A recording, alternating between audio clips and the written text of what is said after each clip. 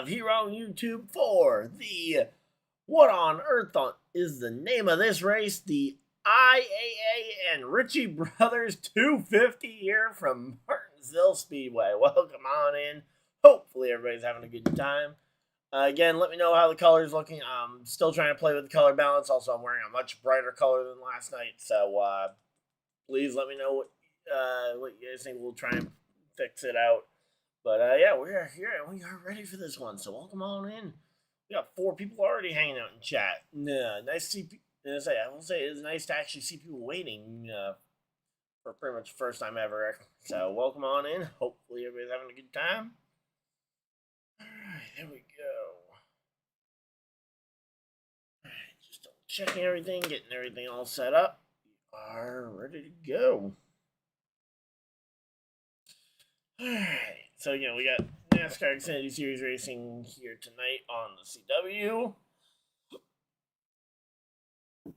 Alright, there we go. Alright, let's see. We got Harrison Burton, carsonkvapil starting at the front of the field. Kvapil starting to already set some potentially unrealistic expectations here.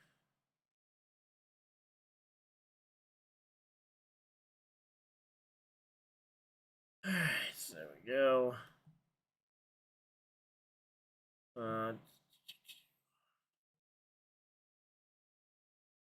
There we go.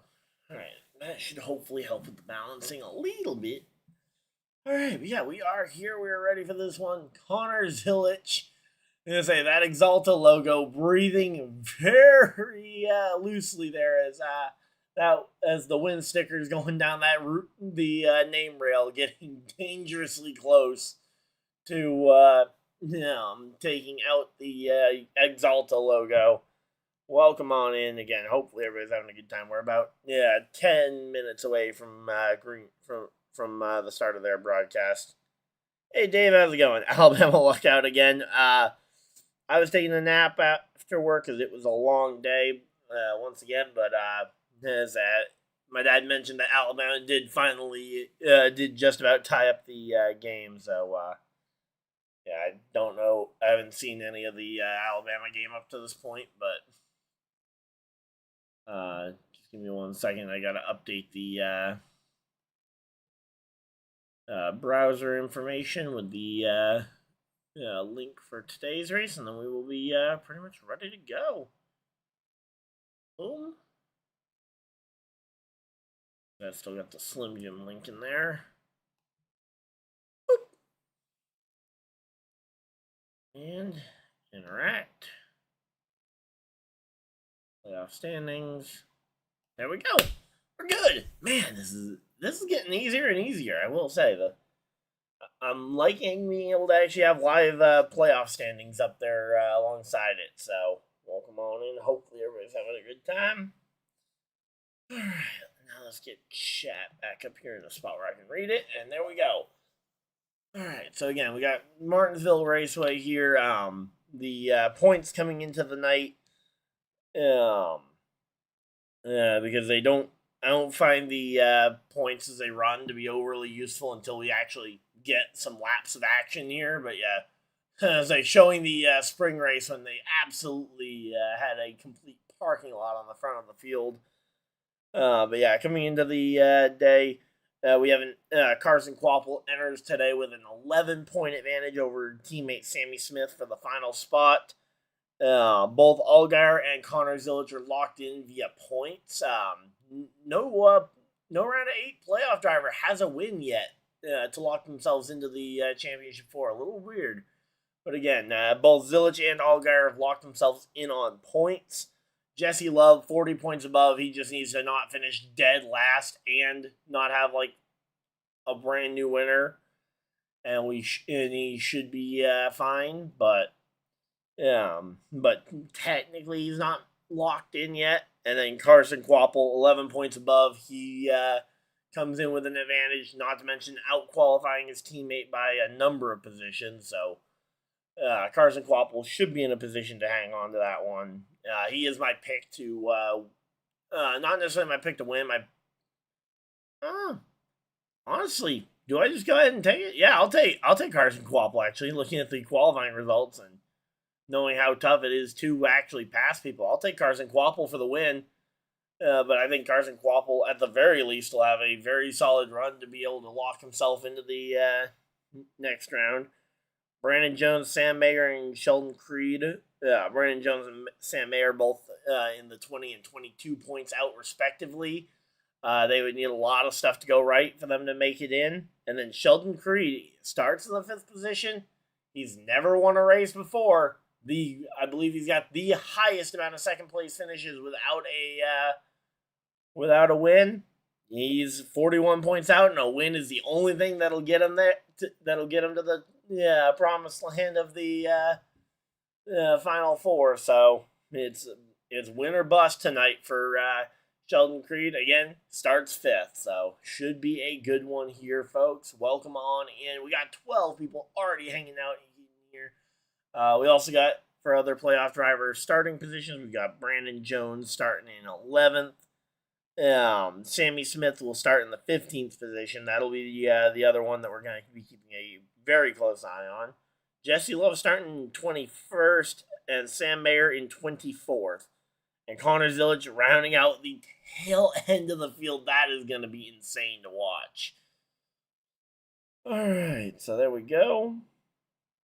And let's just take a quick look at the Cup Series starting lineup because, again, I had not actually seen the Cup Series lineup until what on earth is this? Did someone fill out the qualifying order with a Mad Lib? I mean, Byron and Gibbs at the front of the field, sure. Larson, Logano, Hamlin, okay. Custer, Busch, what on earth? And then you got Elliott, Briscoe, Cindric. Okay, it looks a little bit more normal there, but just at first seeing Cole Custer, I was like, okay, someone cracked out the Mad Lib. Then you got McDowell, 11th. Hey, I like seeing my boy McDowell doing some work there. He's got a brand new teammate for next year in the form of Daniel Suarez. Looking forward to seeing how that works. And, yeah. All right. Man, Ryan Blaney, my pick for the win in tomorrow's race is starting really deep in the field. So there we go. And showing the how hot these brakes glow in the night sky. I mean, that is going to be an amazing thing to watch, seeing just how bright these brakes glow as we get ready for this one. Again, cars are still on pit road. We are about 5 to 10 minutes away from the start of the race. Welcome on in. Feel free to let me know, who do you guys think makes it through the Xfinity Series? Through the Xfinity Series playoffs here tonight. Again, we got Connor Zilic and Allgaier are both guaranteed through no matter what happens tonight. Jesse Love, 40 points above. I think those three are pretty much locked. So we're basically fighting for I think one spot is really up for grab here. We got Carson Kvapil, 11 points above. We've got Sammy Smith, 11 points below. Brandon Jones, 20 points below. Sam Mayer, 22 points below. Sheldon Creed, must win. So, take your pick. Let me know who you guys think is going to be making it in. Again, I think it's going to be Carson Kvapil being able to hold on to the front of the field, but by no means is that a guarantee. So, here we go. Man, I love the look of that. The audible... that lime green and black, I think, works really well on that Sam Mayer machine. Alright, so we go. Again, we are chilling out here. Hopefully everybody's having a good time. But, man, we are. Alright, let's see. What do we got for, let's check in on college football scores as well, since you guys are choosing to spend some time with us. We'll keep you guys updated on some of those games, so... At least in terms of ranked games, we'll go ahead and see what happened earlier today. All right, so Virginia beat UNC in overtime. Oh, my. Bill Belichick nearly upset a ranked team. Say, who would have thought that Virginia versus UNC would be a ranked game in Week 9, and it wouldn't be the Bill Belichick UNC squad that was the ranked team in that situation. So, yep, UNC falling once again. Then you got Memphis versus South Florida. I actually got to see the end of that game as South Florida came up just short after a I think they said 17 unanswered points by Memphis. Yeah, I got to see the missed kick by Florida, and yeah, that was just a bad snap to start that one. Then you got Ole Miss taking down Oklahoma. Good job, Ole Miss. The higher ranked team able to hold off the Oklahoma Sooners. Indiana absolutely boat raced UCLA 56-6. Oof. Then you got Georgia Tech beating Syracuse. Alabama does escape over South Carolina. I didn't realize that game was going final when they took the lead. I knew they took the lead. Then you got Washington outdueling Illinois 42-25. BYU beats Iowa State 41-17. 11th ranked BYU gets another win.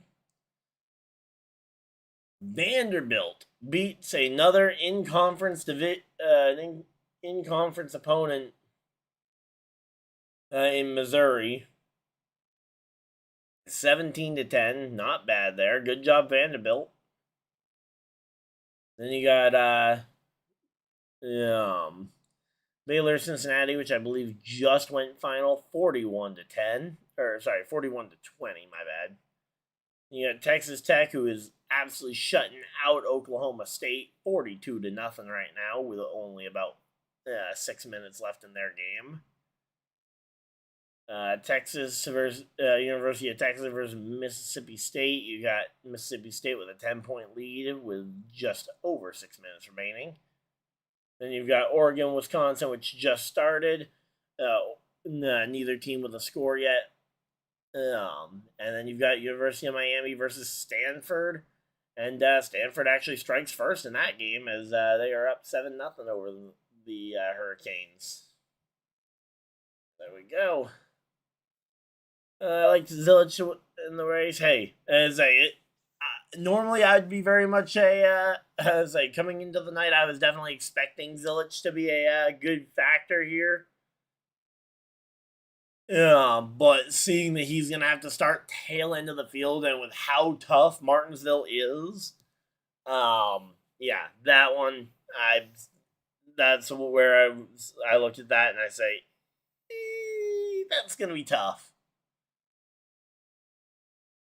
But yeah, it's not, again, not saying it's impossible, but coming from dead last to first in a 250 lap sprint at Martinsville is not going to be an easy one. So there we go. Welcome on in. We got 14 people hanging out in chat. Thank you guys for everybody that's decided to spend a portion of your very valuable time with us.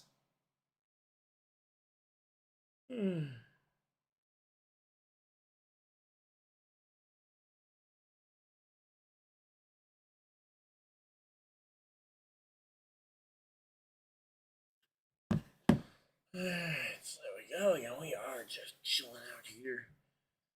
Double checking everything. We are all good. Alright. And refresh this just to make sure we got everything up to date. There we go.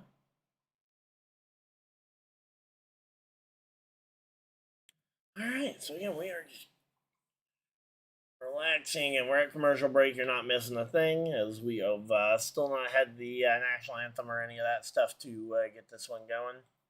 7:30, the official start time. The start window for the race has started up. So, we should be seeing national anthem and all that stuff here shortly.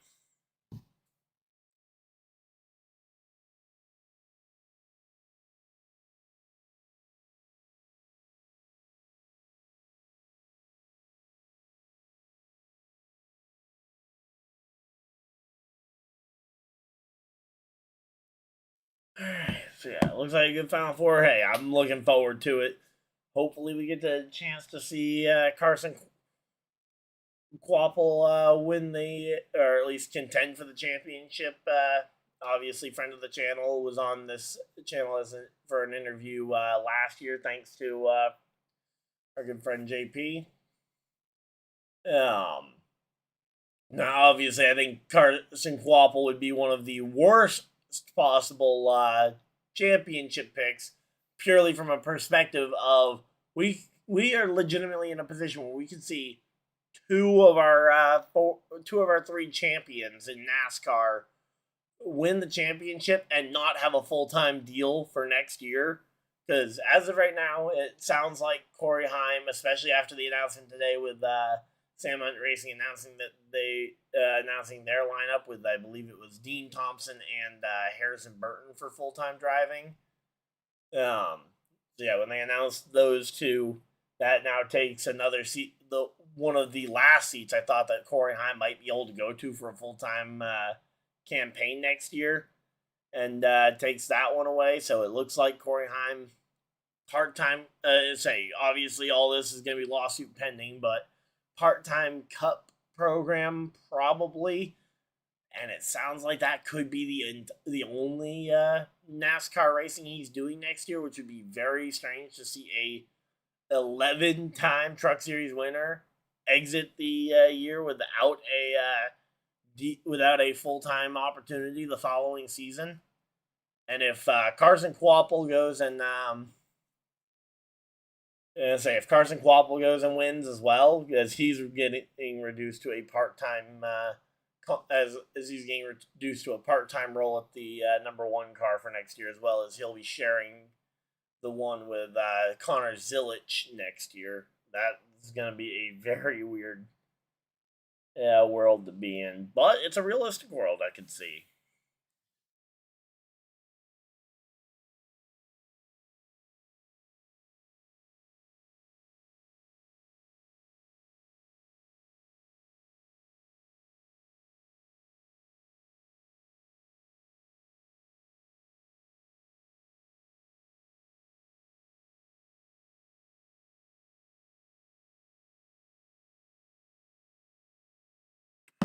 So there we go. Again, we're just chilling out here, getting ready for this one.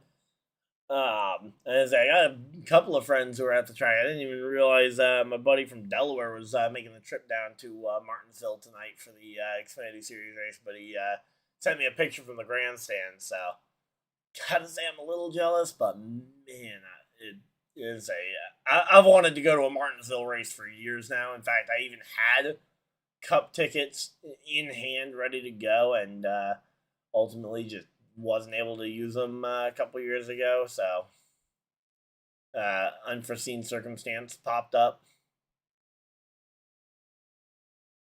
So ultimately, we're all good though, and I'm hoping to get to a Martinsville race one of these years. Maybe 2026. As I said, I haven't locked in any of my schedule for the upcoming year yet.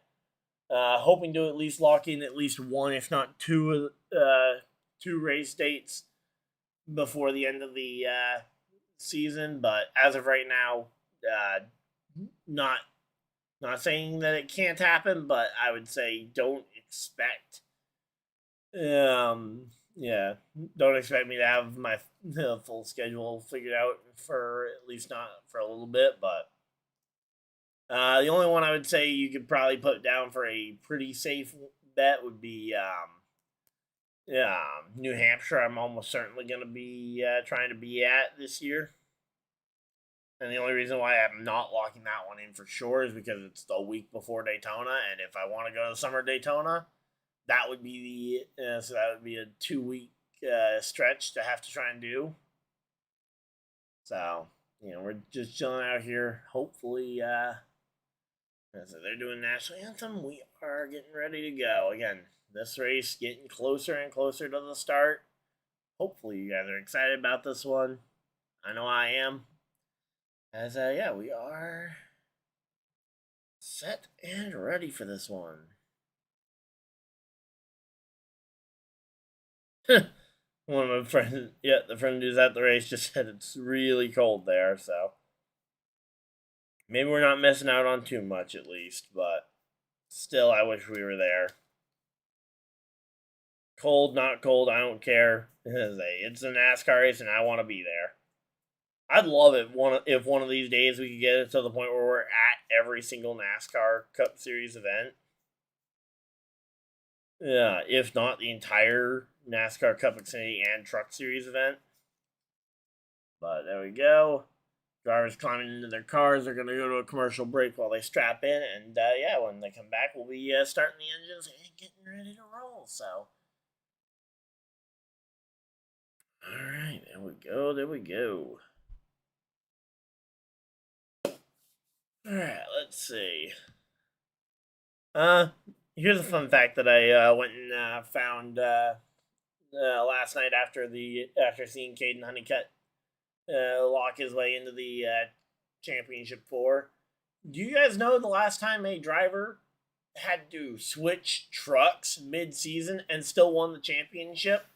Obviously, Caden Honeycutt's specific example. I don't know if we've ever seen a driver get fired and have to switch manufacturers mid-season and still put on a potential championship push. But kind of curious if you guys know the last time a Truck Series driver had to switch cars, or in this case trucks, en route to a Truck Series championship. The answer may surprise you guys, so I'll go ahead and I'll pose that question. We'll answer that one here in a few minutes, but I'll give you guys some chance to see some guesses, because again, it was more recent. I'll tell you this much: it was more recent than I was imagining. So.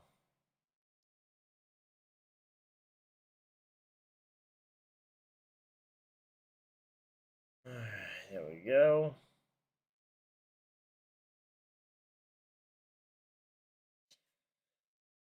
Alright, we got 12 people hanging out in chat. Thank you guys for everybody's decided to spend a portion of your very valuable Saturday night here with us as we are getting ready for this one. Let's see. Toronto with their insane 6th inning that absolutely beat the Yankees. And do they get... Nope, they don't get tonight off. So in about 20 minutes, we'll have Dodgers and Blue Jays first pitch going out. That should be a good one. Let's see.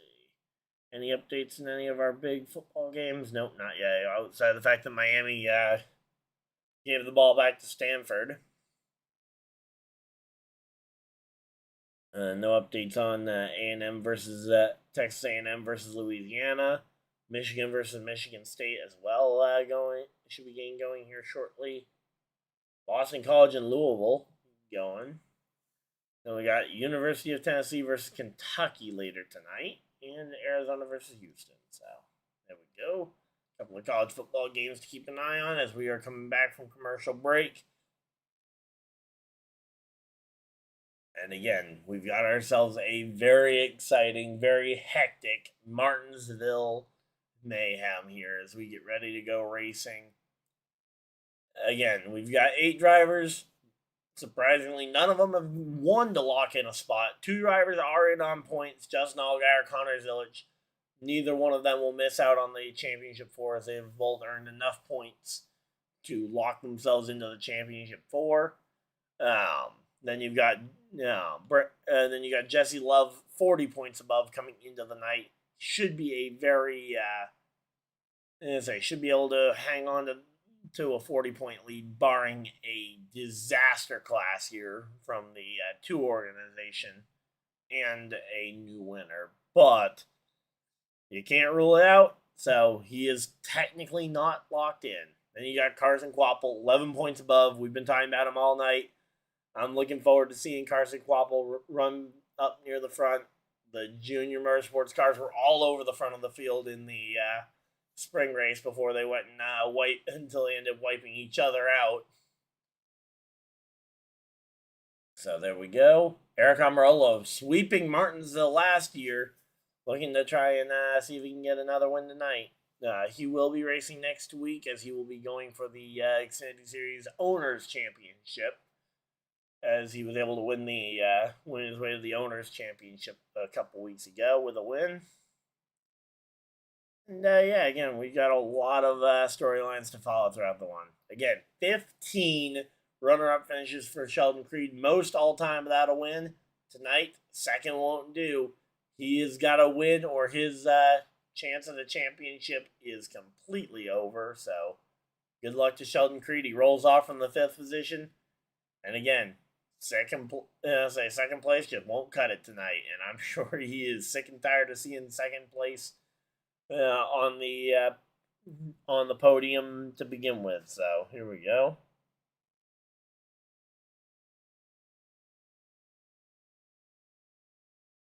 All right, yeah, we are just chilling out here. Hopefully, everybody's having a good time.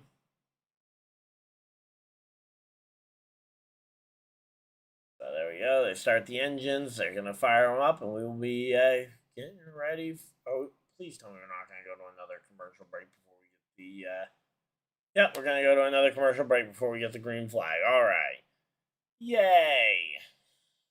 Fun times, fun times. So yeah, again, we're getting ready for an exciting race, though. Harrison Burton, first career pole after it was announced a week or two ago that he would not return to the 25, and now it's been announced that he will actually be taking his talents to, I believe, the 24 car for Sam Hunt Racing. I know he was announced as the driver for one of those two cars. Let me see which one it was. So he will, Harrison Burton will be in the 24 car. Here we go. Who was the anthem slash prayer people? I did not happen to catch the name of who was singing the national anthem. Or the invocation. I think I saw maybe Joe Gibbs was the invocation, but I was not paying enough attention during the pre-race ceremonies there to have caught the name.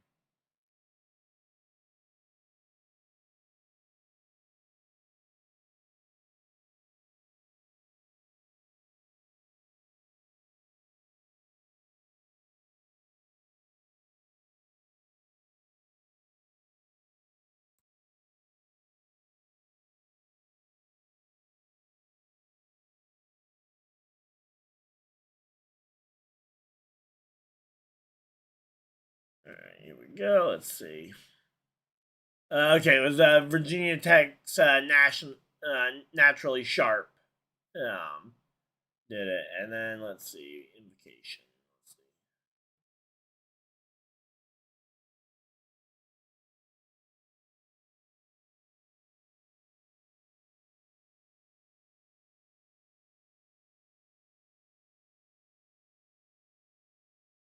All right, let's see.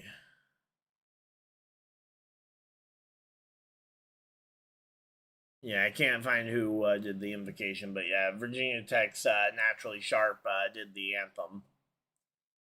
All right, so there we go. And we are just so they got again, we're still at commercials though. You guys have not missed a thing. We'll have cars on track rolling here when we get back from the commercial break, and we're just waiting to see what this one's gonna end up being here. Let's see.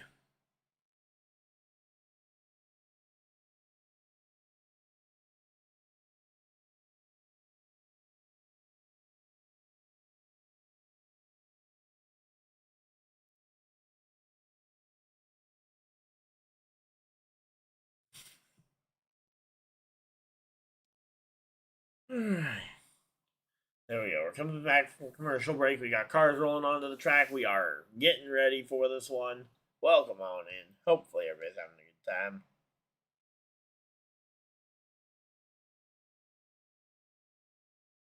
good time. Alright. Also, I believe Toyota locked up the Truck Series Manufacturer Championship last night as well. So that is another thing to think about there.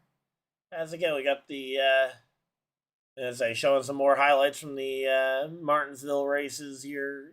I believe this is all from the spring race.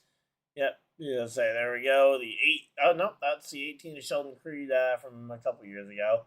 And yeah, there's the 8 The 8 absolutely sending it into the back bumper of Taylor Gray, who then gets it sent on him by his teammate Justin Allgaier. So, yeah, again, an absolute mess at the end of the spring race this past year or earlier this year. So, hopefully, we'll see a more respectable race than that one, because that one was hideous. But again, we'll have to wait and see on that one.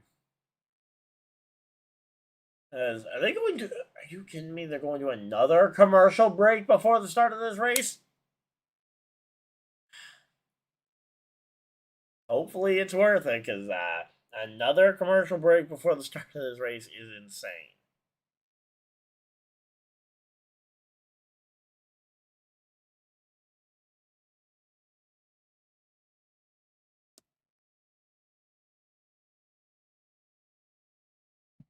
Alright, so there we go. And we're just chilling out here. Hopefully, everybody's having a good time. And we'll be doing tonight's race. We got Cup, and we'll be here for all 3 races of next week as well. So we should be set up for a very fun start to the very fun finish to the season. Hopefully, you guys are excited. Yeah, if you guys are new here, feel free to leave a like and subscribe if you guys are new, so you guys don't miss any future videos or live streams. And yeah, again, we've been enjoying these throughout this one. Alright,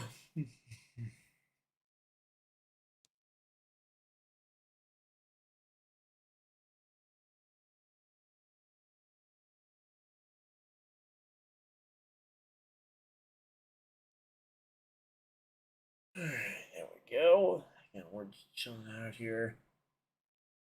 Man, again, I don't understand how we are going to get another commercial break after we just did.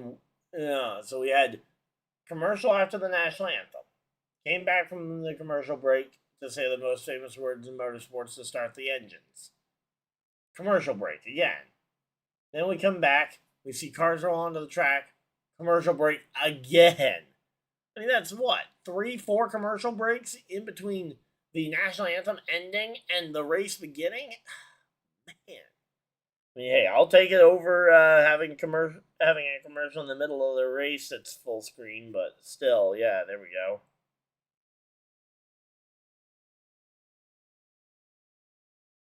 Oh, man. So, again, they're just going through a bunch of Universal Studios commercial. And there we go. All right. So they're doing their pass through on pit road to go ahead and check speeds. And again, yeah, we got Burton and Quapple on that front row. I'm rolling Allgaier row too, a row of guys who don't have a whole lot to race for tonight, as Allgaier's locked in on points, and Almirola's already locked himself into the Owners' Championship with a win a couple weeks ago. Brandon Jones in row 6. He and Sammy Smith back in row 8 are both gonna have to make a pretty harsh charge through the field to try and get into contention here. Jesse Love just trying to play defense. He just needs to not have a absolutely horrendous day, and he should advance. Sam Mayer, though, back in row 12, he is going to have to absolutely book it through the field if he wants a shot to advance on points. Otherwise, he may start to look at a must-win scenario there.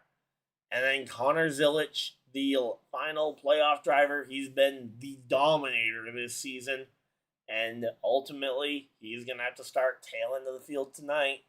But already locked in on points, as yeah, he's done well enough through the regular season and this round.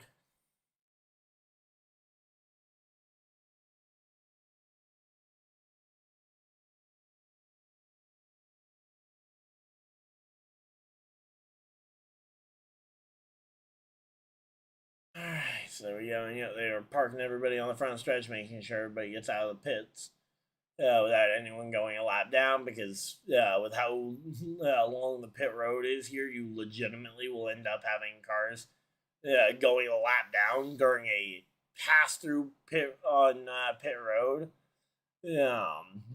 during caution pace, which is just insane. So there we go.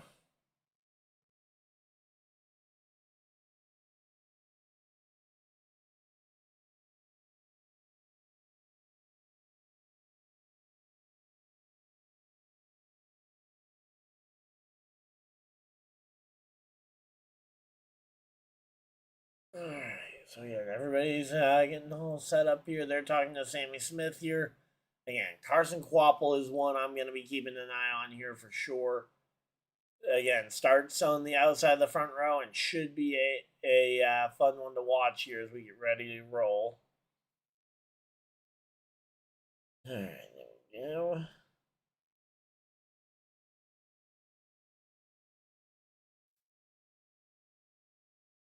And showing all these cars coming through on pit road. Again, the 00 of Sheldon Creed. Again, another one that will have a massive storyline if he's in contention here down to the end of this one. Most second place finishes without a win in Xfinity Series history, and he wants to change that narrative. And he'll have to do it if he wants to be a part of that championship conversation a week from tonight. Brendan Butterbean Queen, not a full-time driver this year, but settling into position. He will be a full-time Truck Series participant for Colleague Racing next year. So, he will be partnering up with Dodge Ram in the Truck Series for a full-time campaign. And, he'll be carrying out the remainder of the race. Well, I say the remainder of the races. Tonight and next week at Phoenix, he will be carrying the number 11 Colleague Racing Xfinity Series car. And, hopefully we'll get a chance to see some good results from him.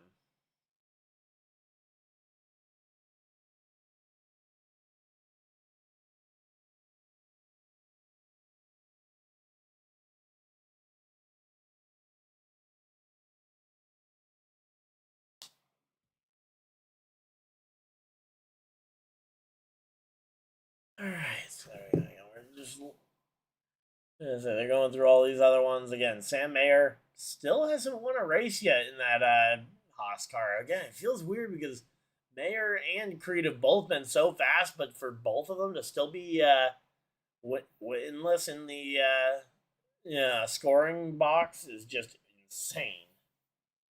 All right, there we go.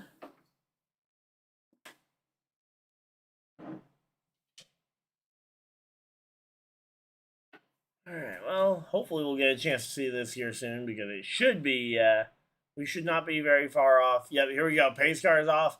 Field in the hands of Harrison Burton and carsonkvapil as we get ready to go racing.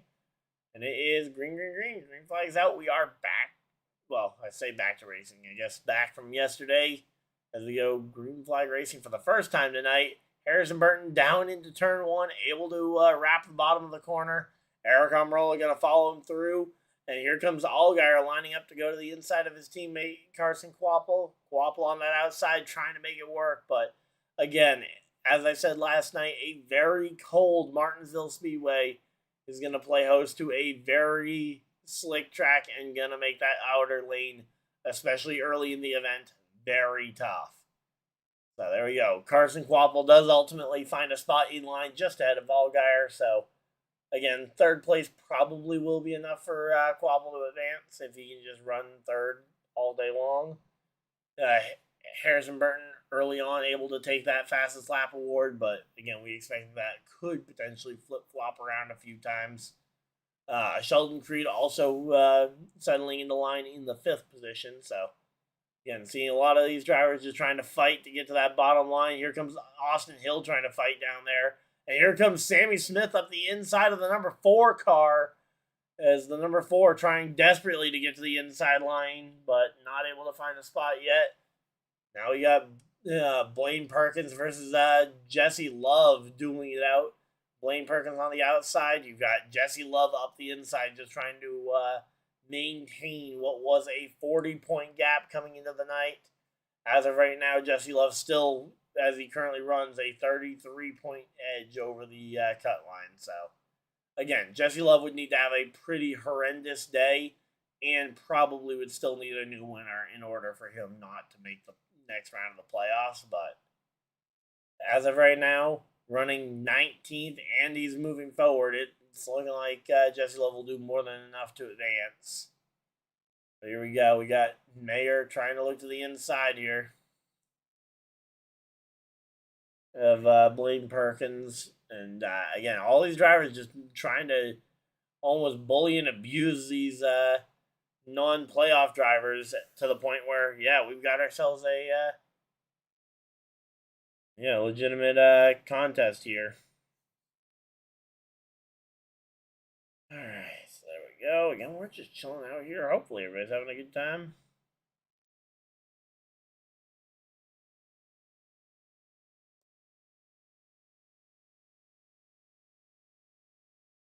All right,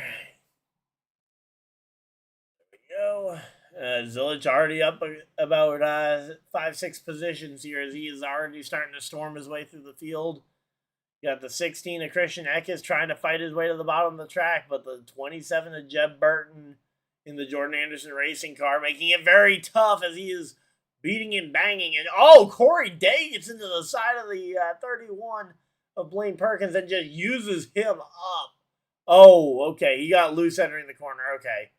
Not exactly intentional then by the 17. Okay. At least that's nice to see that it wasn't intentional because that was a pretty egregious using up of the door panel there.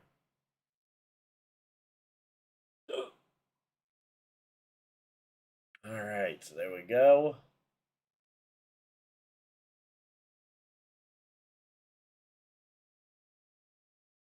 All right, so again, everybody's kind of just settling into position here. The one of carsonkvapil has started to slide further back, though. He's lost spots now to Sheldon Creed, Ryan Sieg, Brendan Queen, and now he's got fellow playoff driver Brandon Jones, who needs to gain points on him to try and point his way to the playoffs, right on his rear end. So that is going to be one to keep an eye on here, and of course, Fox isn't going to do so. But we do have a contest at the front of the field. Eric Almirola getting to the back bumper of Harrison Burton for the lead. And Justin Allgaier right in that conversation. So it's a 3-car battle for the lead here. As again, a 3-car battle at the front of the field. None of these drivers really have a whole lot to race for. Again, Burton already locked up his 2024 or his 2026 plans. Going the wrong direction in terms of years. Eric Almirola already got his spot in the championship for the Owners' Championship locked up. And and then we got the 7 to Justin Allgaier, who's also already locked in on points to the Drivers' Championship. So, all 3 of these drivers have nothing to race for outside of the glory of winning this race, which, that is some of the best racing when you can just set aside the whole points and championship conversation and just be about, hey, let's go win this race. Again, Eric Almirola running a very aggressive run all over the rear bumper of that 25 car. It's pretty clear, I think, that 19 car is significantly faster than the 25 is. Goes up the inside, gets to goes door to door with the 25. Now that he's on the inside line, I expect that Eric Almirola will be able to clear him here soon. But Harrison Burton not giving it up without a fight, trying to get back down to the bottom, but not able to get there as Justin Allgaier is right there on his door as well. And there we go. Burton is able to get down in line on the inside spot there into second place. But Eric Almirola, now that he's got that lead, we're going to have to wait and see. But Eric Almirola, I think, is going to take off here from the front. We got side by side between carsonkvapil and the 20 of Brandon Jones here. Again, 2 playoff drivers here, both going to be fighting it out for points tonight, especially if Kvapil has a rough early stretch of the race. But as of right now, Brandon Jones is just trying to crowd him up, see if he can get this spot. And he's kind of hoping that the cars behind him will also see that Kvapil's vulnerable and be able to go ahead and follow him right on through. Which is part of why you don't want to get too far out ahead, because you don't want to give an opportunity for the 1 car to just get to the inside line. Because now he's running right on your rear bumper and could potentially get you back. Speaking of getting people back, here comes the set. We got the 17 of Corey Day and the 2 of Jesse Love. Those 2, as we mentioned, not intentional by Corey Day, but he did end up using up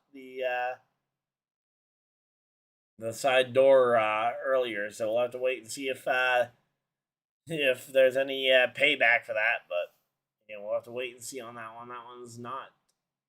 And here we go. Taylor Gray also going by. Man, Carson Kvapil's car is off tonight. Either that or the driver's off because he is dropping spots like no tomorrow. He's dropped all the way to 9th place from a 2nd place starting position. I thought when he qualified second, I was kind of expecting him to be able to hold that track position a little bit, but so far we're 24 laps in here, and so far he's been able to do nothing but just kind of watch his cars go right on by him.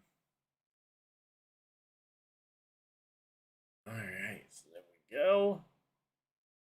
Yeah, we're just chilling out here. Hopefully everybody's having a good time.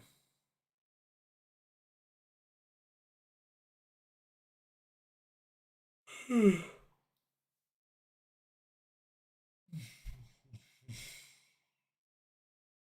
so again, 25 laps in. We're exactly 1/10 of the way through this race.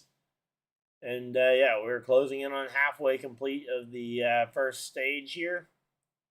And we got the two teammates. We got the one of Carson Kvapil and the 8 of Sammy Smith now going door to door here. Kvapil knows that this is the driver he has to keep behind him. Yeah, of course, they are teammates, but Kvapil, this is your nearest driver on points to potentially taking that spot away from you.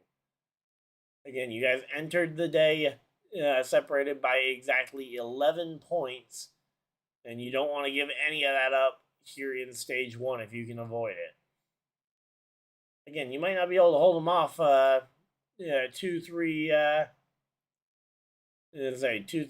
stages in, but by the end of the race, if you can just hang on, if you can get some, if you can continue to grow that gap at least for the first stage, you might be able to stave off an 11-point charge. But we saw last night a 14-point lead erased by a flat tire for the 71 of Rajah Caruth. So there we go. All right, so they're coming back from commercial break. It was a side-by-side commercial, which credit to them for that. But yeah, again, side-by-side commercial, though, definitely not as good as as full-screen action. And yeah, Eric Almirola now a 1.7-second lead over AJ Justin Allgaier, who is now gotten by Harrison Burton for the 3rd position.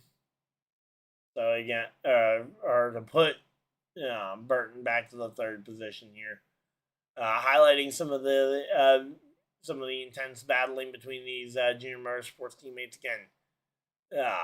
Carson Kvapil's got to figure out whatever is going on with that car because it is not going well for him. Again, he has struggled mightily to start this race, and around goes the around goes the 91 here of Mayat Snyder there. Caution flag, first yellow of the night. Mayat Snyder goes around. I'm going to have to see a replay to see if this was off the nose of somebody.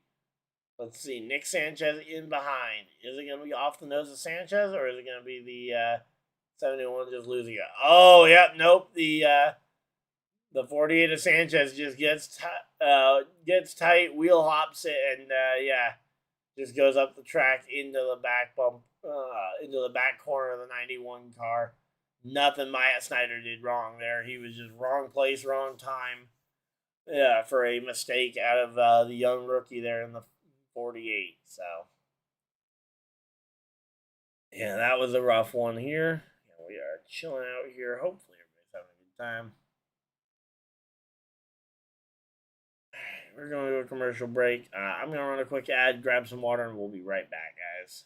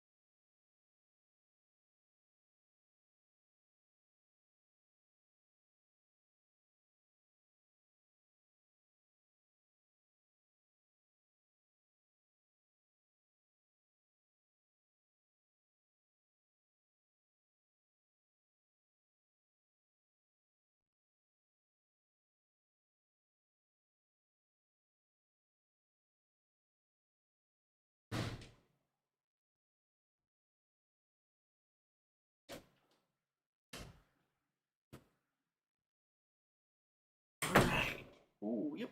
That was a little bit of water. Alright. Here we go. Give me 1 second, guys. Let's go.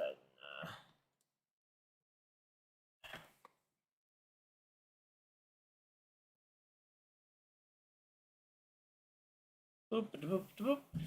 There we go. Alright, we are chilling out here. Hopefully everybody's having a good time. We'll skip around to ads since we just did one. Then when we went to the commercial break, just trying to grab the computer because I spilled a little bit of water. And when I was coming back, all right, we're back though. All right, let's see. Ooh, yeah, looked like Zilic got a little bit of stack up there as well as the as he was trying to avoid the spin. All about last caution, and we're back to racing. Green flags out, and okay, I missed a lot because I say a few drivers stayed out. I expected almost everybody was going to stay out, but no. Seems like almost everybody came to pit road to some degree. Because now we got guys like... And for whatever reason, my leaderboard is not showing it, but... yeah, we must have had pit stops because somehow Brendan Queen, Sam Mayer, Eckes, Daniel Dye, and Alfredo got ahead of... and even Zilic, who appears to have stayed out, are now at the front of the field. Meanwhile, you got Justin Allgaier, who now has the fastest lap of the day so far in 7th here. And cars going every which way. Austin Green on the top side here as everybody's trying to duck below him. As, yeah, it has been chaos here. Cars going every which way. You got the 42 of Alfredo stacked up behind the 10 of Daniel Dye here. And, yeah, 41 laps in. All right, I'm going to refresh the app, see if there's a reason why we have not seen the pit stops be shown yet. Again, just give me a moment, guys. Yeah, no, they're just not showing it. There has to have been pit stops, right? No way that they just lost all these spots in the race just naturally under this caution period. Under a caution period, you really shouldn't be losing any position. So there we go. Just 1 second, guys. There we go. All right, let's double check this, and we will be all good. All right, we'll get that sorted. I'm usually pretty good about figuring out exactly where I need this to be. All right, there we go. All right, let's lock back in here, guys, and yeah, let's see what we got again. AJ Allmendinger why do I keep calling him AJ Allmendinger? Did this last year too, and at least then I had the excuse that they were near each other.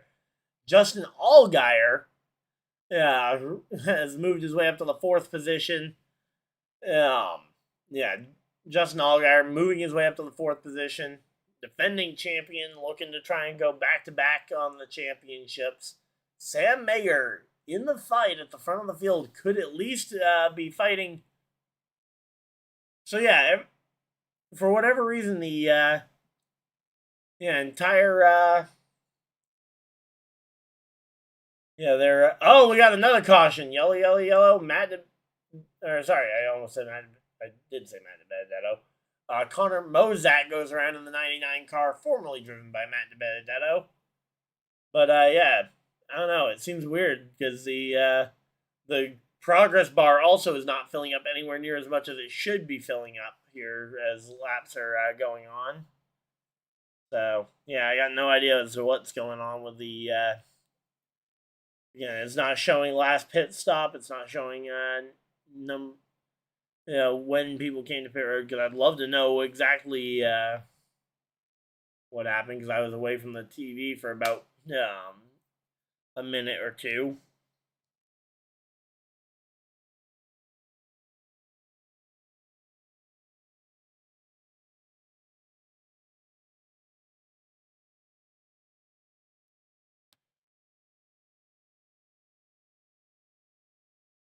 Alright, so yeah, we're just chilling out here. Hopefully everybody's having a good time. We got 16 people popping on in here for a NASCAR Xfinity Series race.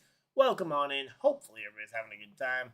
Yeah, we're currently at commercial break. You guys are not missing a thing here. We got a good year ad. If you guys have any drivers you guys would like me to focus in on, feel free to let me know, and I can definitely try and give them some airtime that maybe the TV isn't giving them. Because there's a lot of drivers out here that definitely deserve some recognition for the great job that they have been doing. So there we go.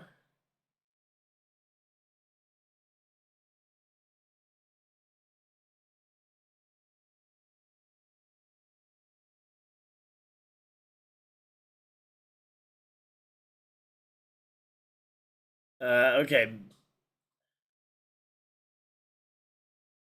Oh, here we go. We got something from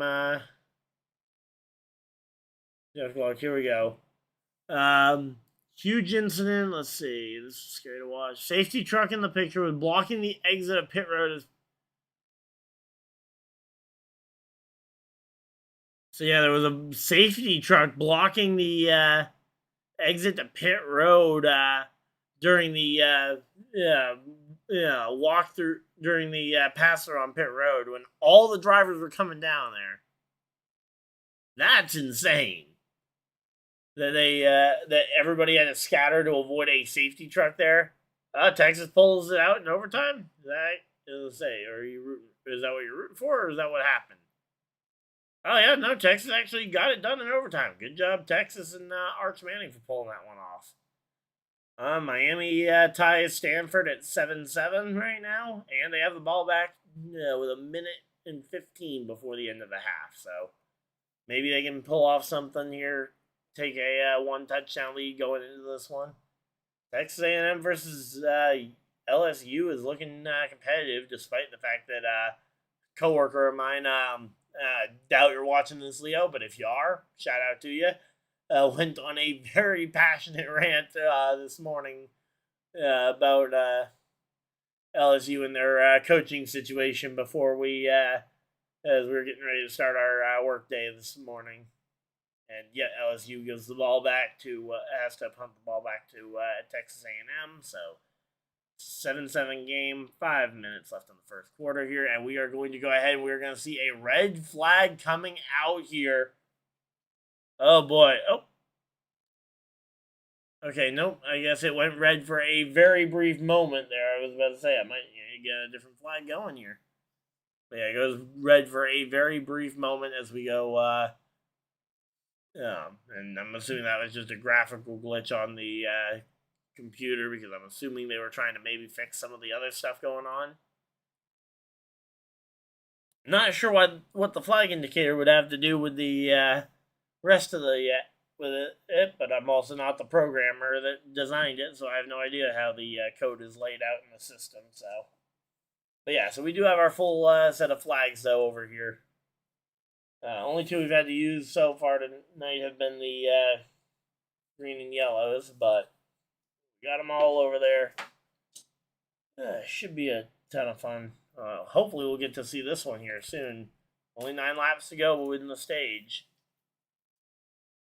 Alright, so there we go. Alright, let's get some water. I need to try and give this voice a second breath here right before we go green.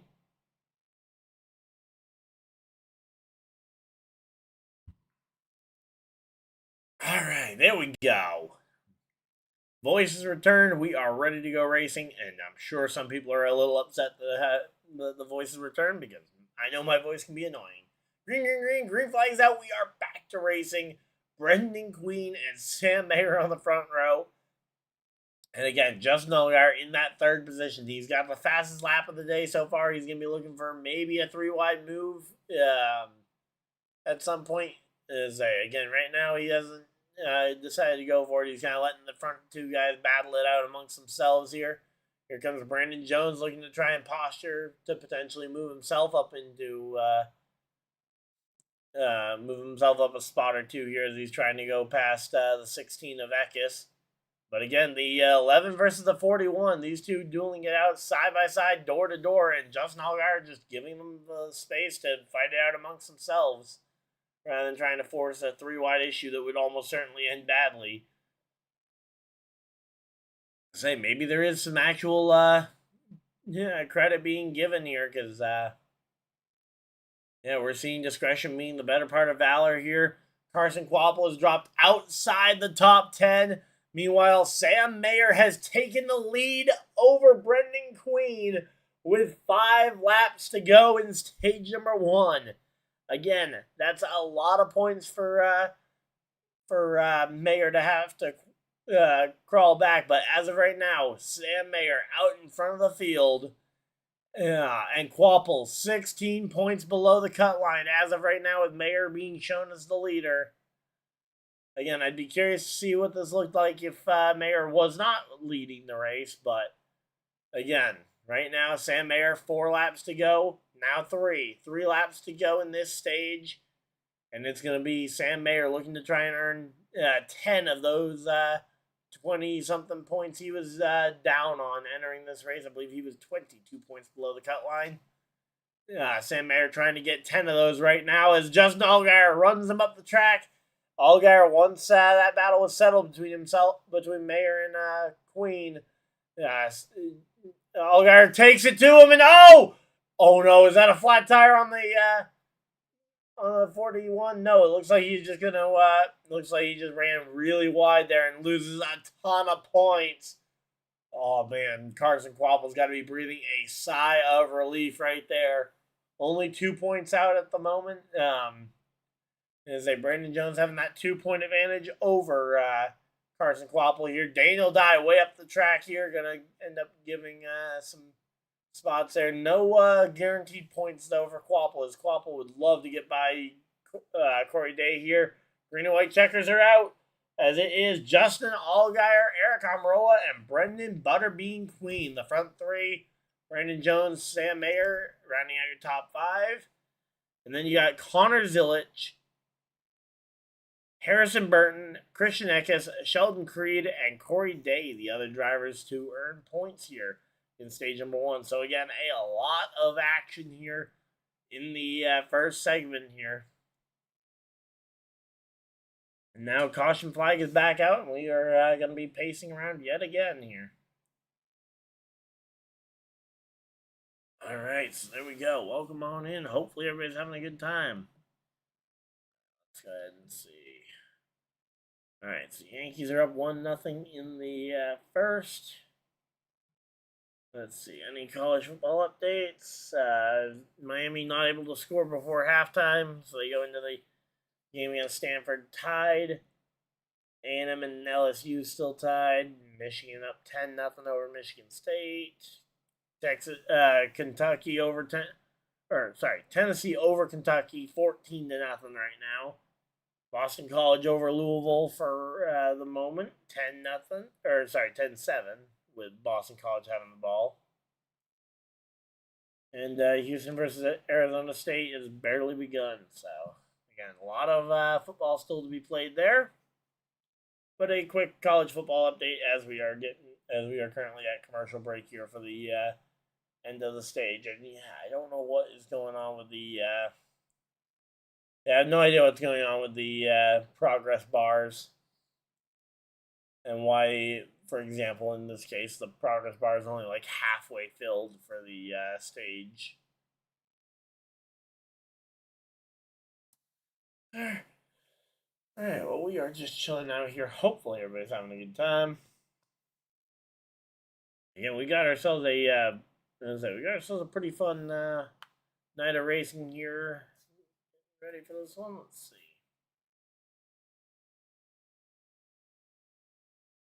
Again,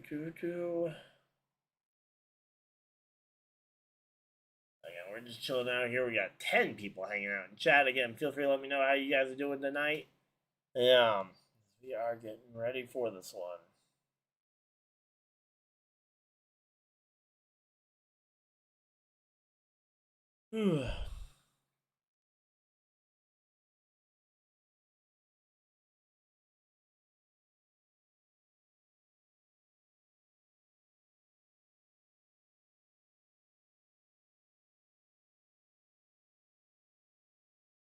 Alright, so again, we're currently under caution for the end of stage 1. Again, if you guys missed it, Justin Allgaier rallies back after a after making a pit stop in stage 1 to still win the stage. Eric Almirola getting second place, Brendan Queen third.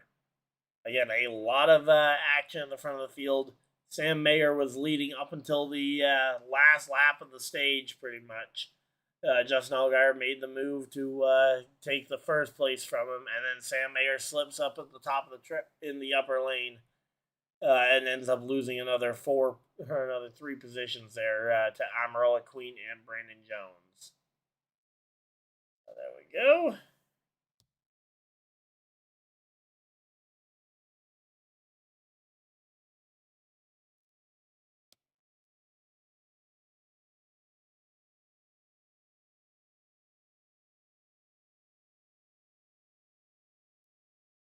All right, let's see. All right. Ooh, FDMY Racing is put out. So they're planning on attempting currently 4 truck races next year: Daytona, Talladega, Shock and Surprise, Charlotte, and St. Pete. Okay, got some pretty good races there to choose from.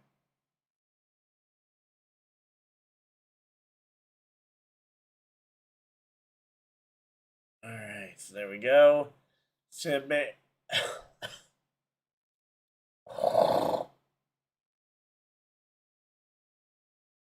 man. Sam Mayer on pit road here, getting his service done. Brendan Queen got Christian Eckes in the number 16 car also getting a pit stop underway here. Again, these pit stops at the end of the stage, you can make it pretty easily, I think, to the end of the second stage at this point if you made a pit stop in stage 1. But a lot of these guys making another pit stop, 1 for security, and 2, extra set of tires can't hurt when you're a little off the pace. So looks like Connor Zilic though has opted to stay in the fight with the leaders. Which I don't blame him for trying to stay in the fight with the leaders. If you can stay in the mix with the leaders and can keep up with the pace, why not? It's just one of those things you gotta be careful of because there's going to be some drivers who are going to have trouble there. Let's see.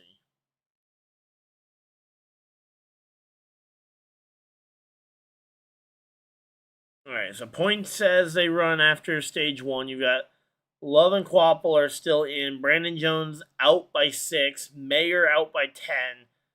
And again, Mayer and both Mayer and Mayer and Brandon Jones have both stayed a whole lot closer than they had much right to be here. There we go. Again, we're chilling here. Hopefully, everybody's having a good time.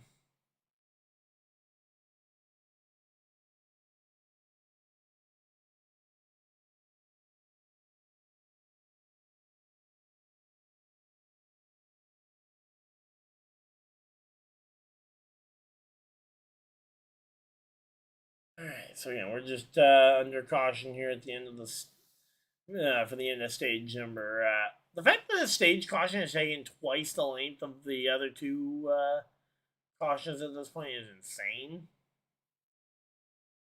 But yeah, again, we're at 20 caution laps here through 3 cautions. I didn't happen to take account as to how far along we were before this one, but yeah, this is insane. The amount of laps we lose to cautions for the end of the stages is insane.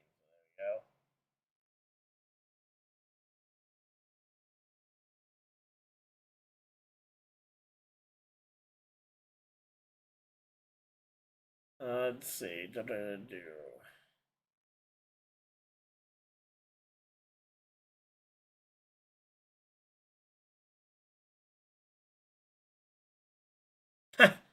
That's funny. Someone went and did the math. If playoff points transferred to the final race at Phoenix, Corey Heim would already have the Truck Series championship locked up, as he has 81 more playoff points than any other Truck Series driver. That's hilarious. Again, Corey Heim should win the Truck Series championship as he has been the best driver all year long. But yeah, there we go.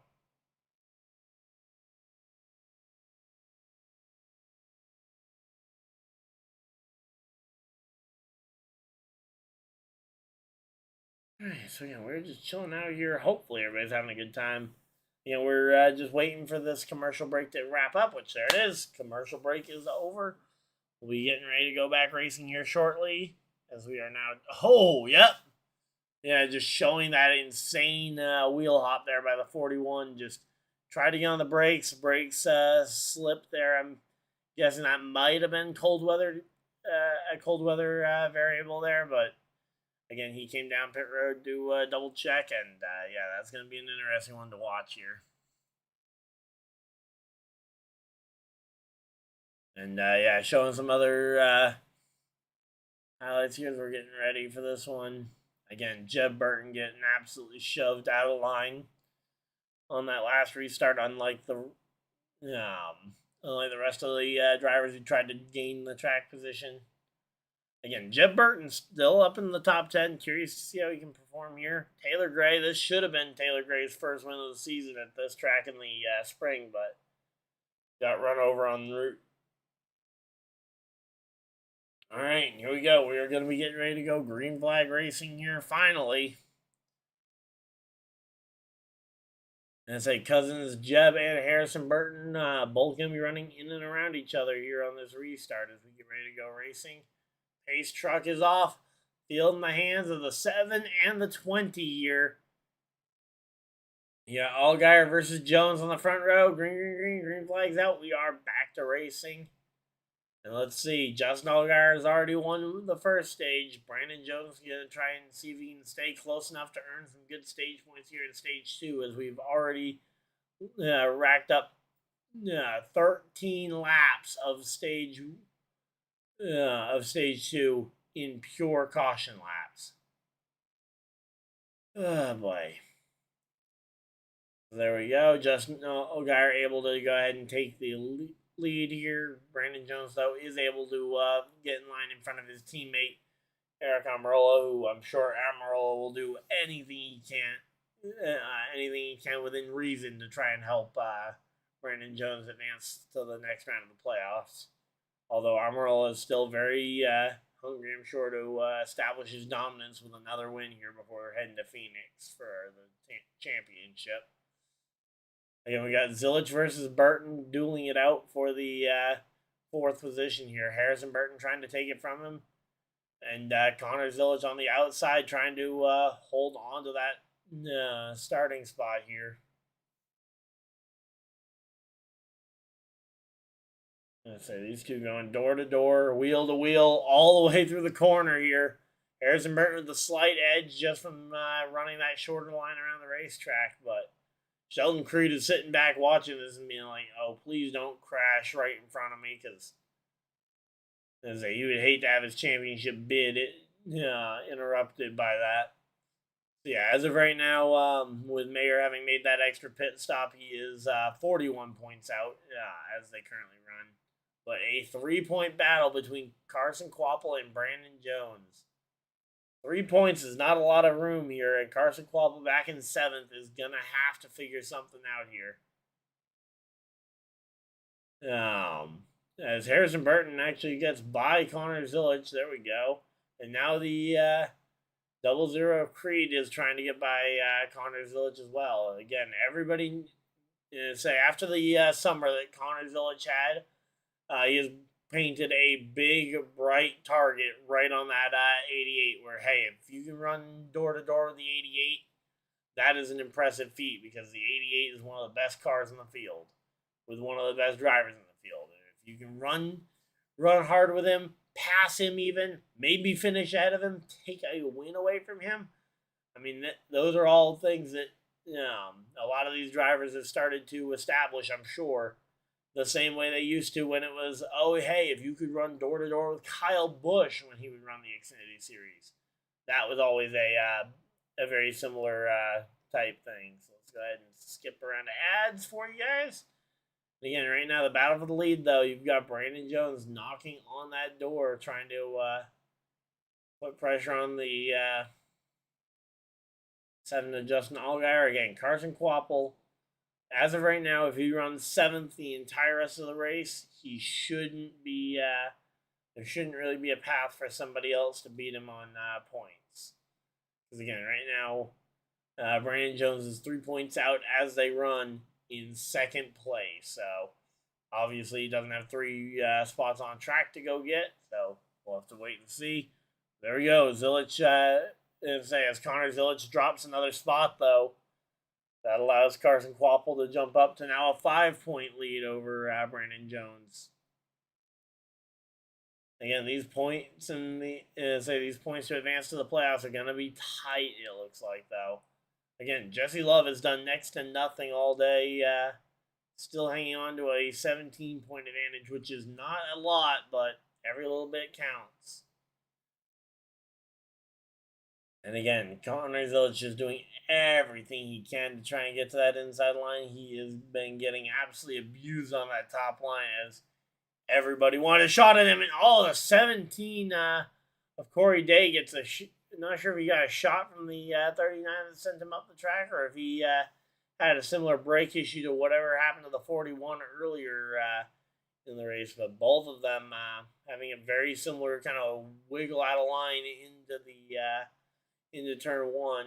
Again, whatever it is, not a repeating problem, which is good because that would be insane to have to deal with a wild car like that. But again, they're all just settling in the line here. Hopefully, we'll get a chance to see the run to the checkers, and maybe we can run the entire stage green flag from here. Yeah, hard to tell. Again, at that point of the corner, I would almost be willing to say that it was probably contact. Although if there was any contact, it was not a whole lot. So. Oh, yeah, no doubt. Yep, the 39 definitely did make contact that sent the 17 wild there. We finally got our camera angle that shows the contact is undeniable. There we go. Here we go again. Brandon Jones up to 2nd right now, but he's got his teammate Eric Almirola trying to take that 2nd spot away from him. I'm kind of surprised that Eric Almirola doesn't have the fastest lap award because he has been very quick today. But I guess Justin Allgaier has had clean air for more time. So, Allgaier having exactly double the amount of laps in the lead as Eric Almirola does at this point. As, we're heading down into turn 3. Brandon Jones looking back to the inside, trying to see if he can cross back over his teammate. Not going to get there. Brandon Jones is going to settle into the 3rd position here. As we are going to be pacing around. I'm seeing a caution flag indicator on my screen. I'm not seeing the cause for it yet on the actual broadcast. And again, we saw earlier the flag can be wrong. And nope, there it is. Jeb Burton goes around in the middle of the corner. Absolutely a warranted caution flag. And, we got ourselves a caution flag. So we'll be slowing this one back down, pacing for another 5 to 10 laps. And hopefully we'll have more than 10 laps to go when we come back from commercial break here.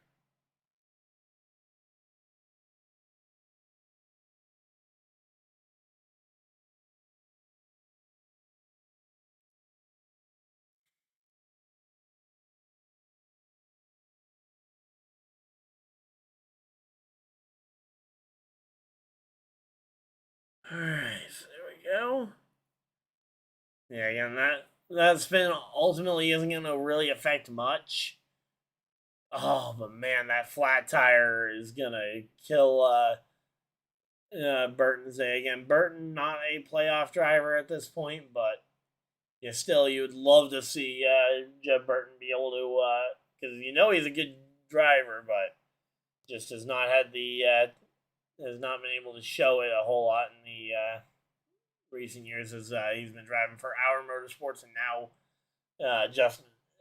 Jordan Anderson Racing, which I love the teams, but man, do they not have that same fire off speed? And is that Carson Kvapil staying out? Carson throwing a pointless Hail Mary attempt here, if that is him. So here we go. Amarillo, Jones, Burton, and Allgaier on pit road. And let's see. Allgaier's pit box a lot further down than everybody else's. He finds his pit box finally. The 19 of Amarillo already clearing away. Here goes Brandon Jones also leaving his pit box behind. Harrison Burton leaves his, and Allgaier's barely begun his work. There we go. Now they drop it, and he will be off. But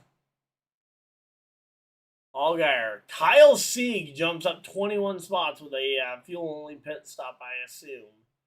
Then you got Brandon Jones, Taylor Gray, and some others making some gains. I'm going to go use the bathroom real quick, and we'll be right back, guys.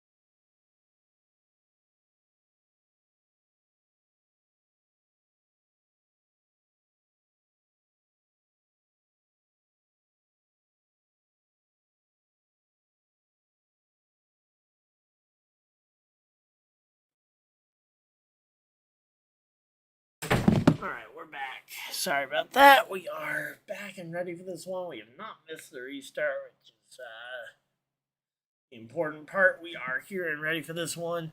Pace car is off, and yes, oh, come on. Seriously, I want to know what the thought process here is on Carson Kvapil. I mean, yeah, it'll probably get him some stage points, but he's been awful on his car's been awful on short runs all night.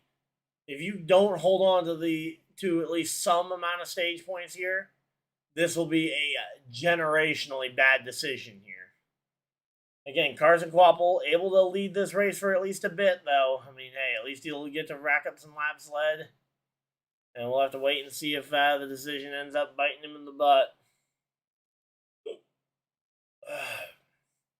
Man, right now though, Connor Zilich on the outside of 3 wide. They're getting taken advantage of here. We got Corey Day also getting into the back bumper of some guys there.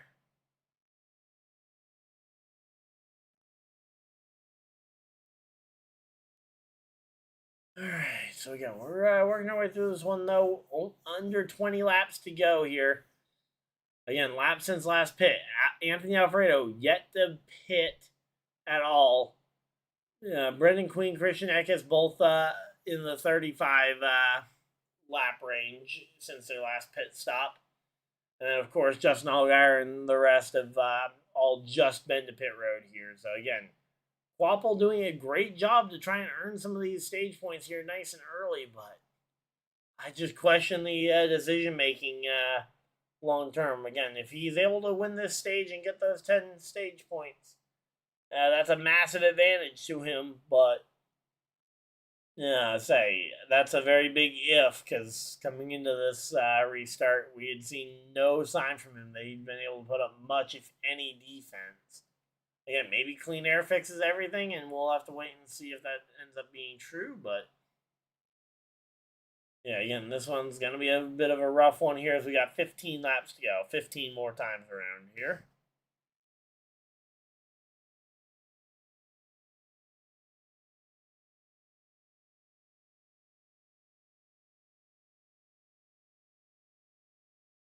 All right, let's see. What happened here? 35 on the 2. So the 2 trying to arc it through the corner. Oh, the 35 hits the apron and yeah, it checks up just ahead of the 2. Jesse Love having to try and narrowly avoid the 35 who just mental mistake there. Hits the apron trying to run the very bottom of the racetrack while the 2 tried to shoot to was initially trying to shoot to the outside.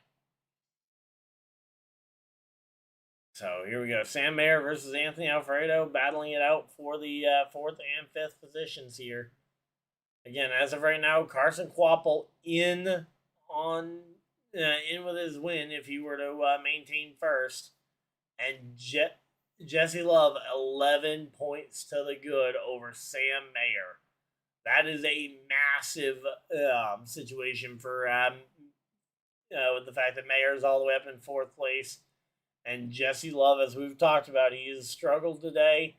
He's been largely irrelevant in terms of the running position. We'll have to wait and see exactly where he's running at the moment, but it has not been a very good running position today. But yeah, here we go. And Alfredo trying to hold off Justin Allgaier here. Allgaier doing his best to try and get by the... Oh, no, sorry, that's not Alfredo. That's the 48 of... that's 48 of Sanchez holding them off here. Yeah, so 48 of Sanchez now has the 54 of Taylor Gray trying to make his way on through. Again, Taylor Gray was literally 1 corner away from winning this race in the spring. I'm by no means the biggest Taylor Gray fan, but man, he deserved that win in the spring, and ultimately just was not able to get it done.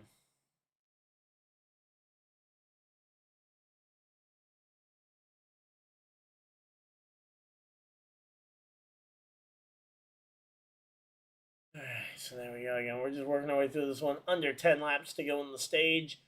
And yeah, it's looking like maybe Clean Air does actually fix everything here as Carson Quapple out in front of the field made the gutsy call to stay out and try and make this one happen. And I guess just enough cars also stayed out as Allgaier's only been able to jump up to the 5th position. And we might legitimately see a good effort run here to try and move up into this top spot. At least try and earn himself some stage points to secure himself a spot above the cut line. And so here comes Brandon Jones up the inside trying to gain any spot he can. This time battling it out with Anthony Alfredo. It looks like he is going to go ahead and get this one done. And yeah, there we go. Brandon Jones gets by him. Now it's Eric Amarola who's going to be trying to go by the the Pasta Man. We got only 5 laps to go on the stage. Again, I feel like the stages are actually clicking by very quickly here. I mean, it does not feel like we are. It does not feel like we should be 120 laps already into this race. But we've already racked up 125 laps in this stage already. Or, sorry, in this race. But, yeah, 16 laps down. 5 laps to go. 5 to go here. Again, we're working our way through this one. Only 5 laps to go. We got Sammy Smith. We got the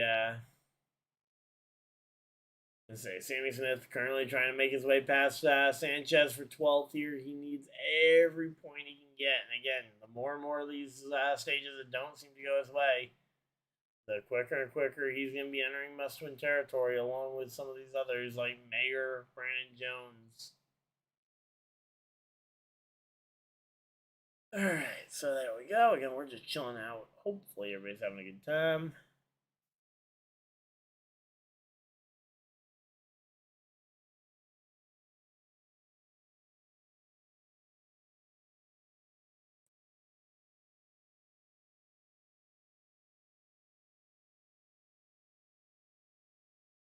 Alright, so here we go. 2 laps to go. 2 more times around here. Carson Kvapil still holding on to a growing lead over Brendan Queen. Okay, maybe it is really all just about track position. Again, Carson Kvapil started second and looked off the pace, but now he's out front and he has got the white flag. 1 lap to go in stage number 2.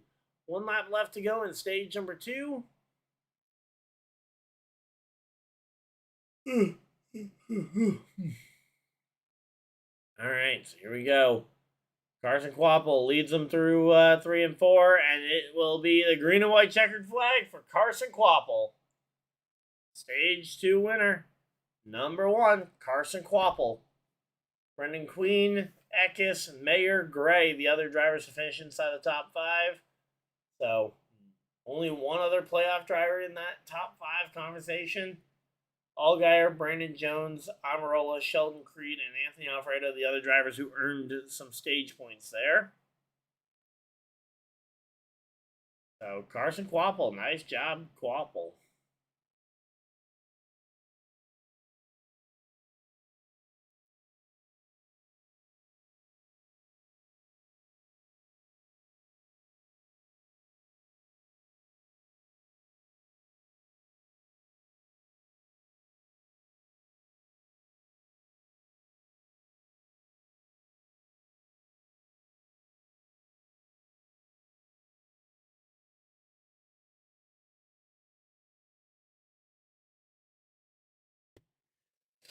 Alright, so there we go. Again, they go to commercial break again. We're just chilling out here. Hopefully, everybody's having a good time. We got 10 people still hanging out in chat. Thank you guys for everybody that's decided to spend that portion. Very valuable Saturday afternoon here. And again, we'll be back tomorrow, 2 p.m. Eastern Standard Time for the Cup race.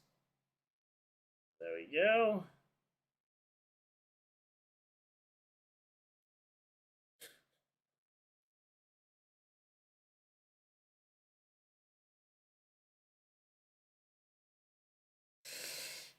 So yeah, there we go. Again, we're just chilling out here. Hopefully, everybody's having a good time.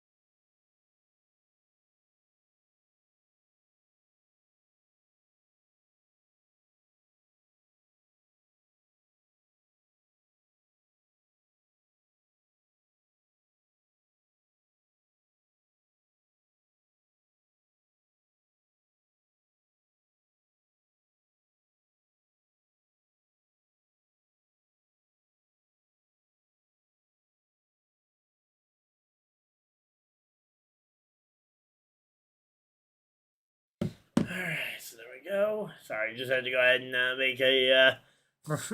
make fun of a friend of mine for complaining about the weather. So yeah, there we go. We're just chilling out here. Hopefully everybody's having a good time.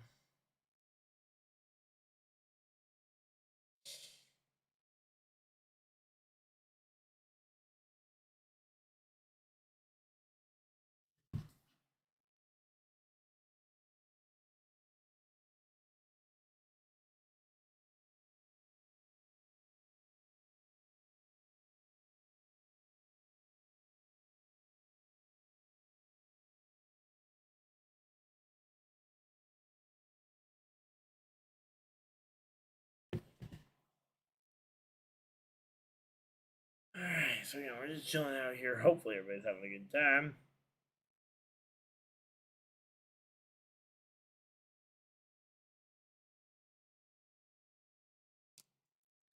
But yeah, we're still a commercial break. You guys are not missing anything.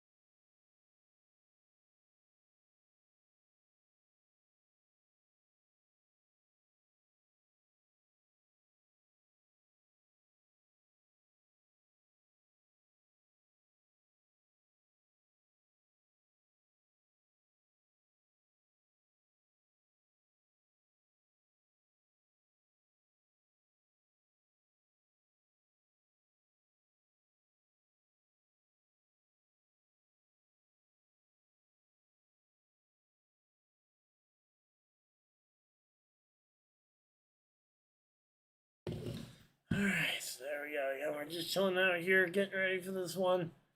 We got the 70 of Thomas Anazitia currently being towed out of his pit box, it looks like, which is a very weird situation.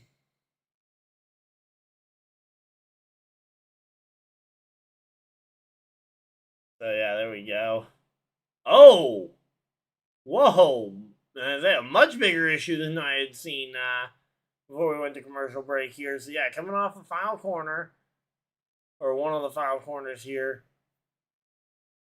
Oh man, yeah, the just a massive. Not sure what actually happened there, because big spark of like fire or something out of the back of the Ted. After I believe he just checked after the 70 checked up in front of him. Not really sure what happened there.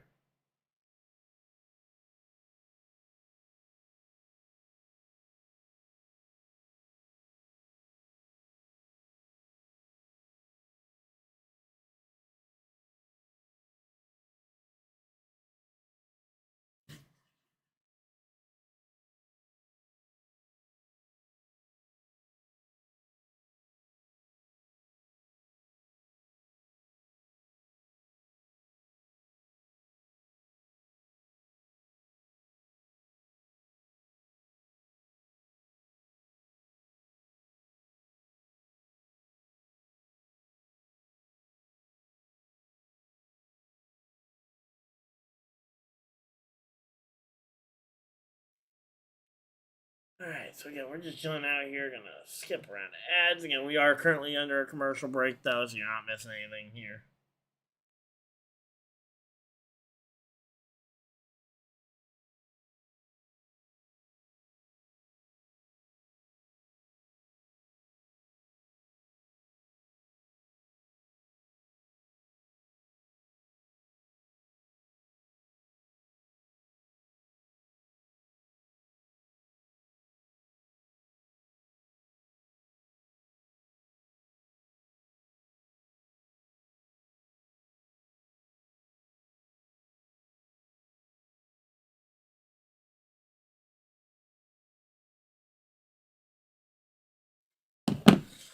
So yeah, there we go. We're just chilling out here. Hopefully, everybody's having a good time. Just continuing to clown my friend who's complaining about the weather and then talking about how all the races run together because he goes to so many of them, and it's like, boo hoo, you get to live close enough to go ahead and have literally I mean, literally getting to attend almost every Bristol race from '07 to now, and most Martinsville races. It's like, yep, I wish I lived close enough for that.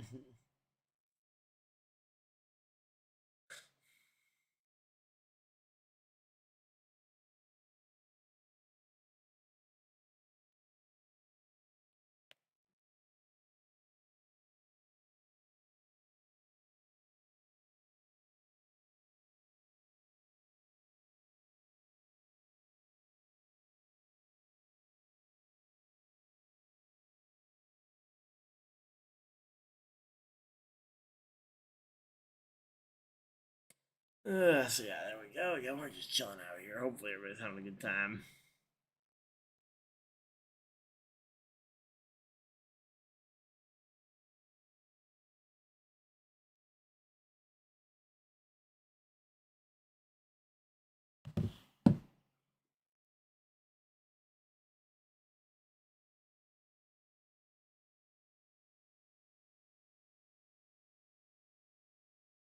So yeah, there we go. Again, we're just chilling out here. Hopefully everybody's having a good time. We're still under commercial break and caution flag for the end of the stage.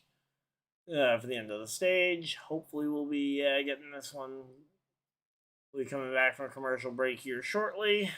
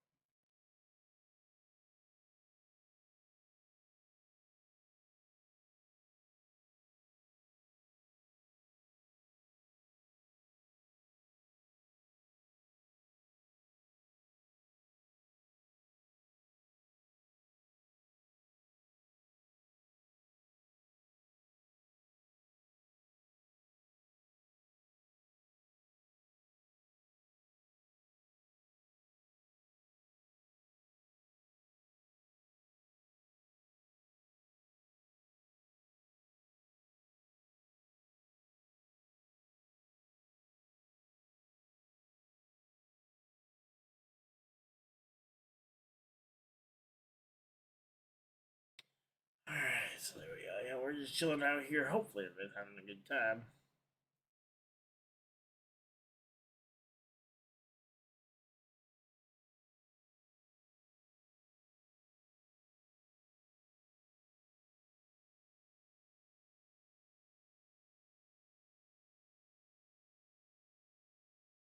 Alright, so there we go. They're doing everything here. We're getting ready. Yeah, so they're coming back for commercial break here.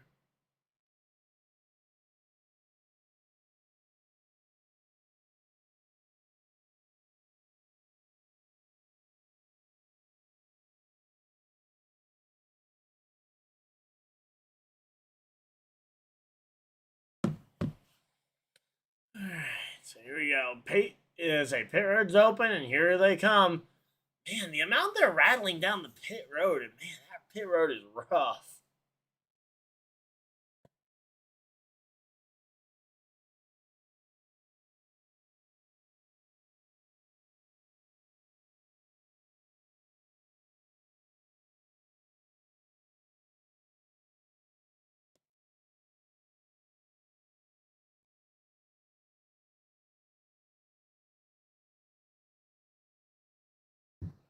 All right, here we go. 117 laps to go. Getting their pit stops underway. Let's see this race off pit road. Looks like it's going to be Brendan Queen, Christian Eckes, the first two off pit road by a significant margin. Carson Quapple going to go ahead and get this one. Let's see.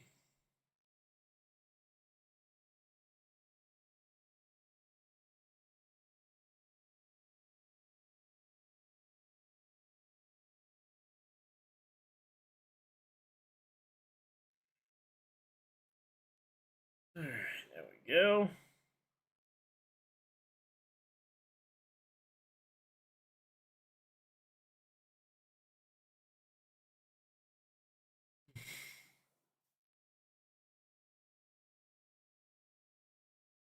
All right, let's see. What do we got going on here?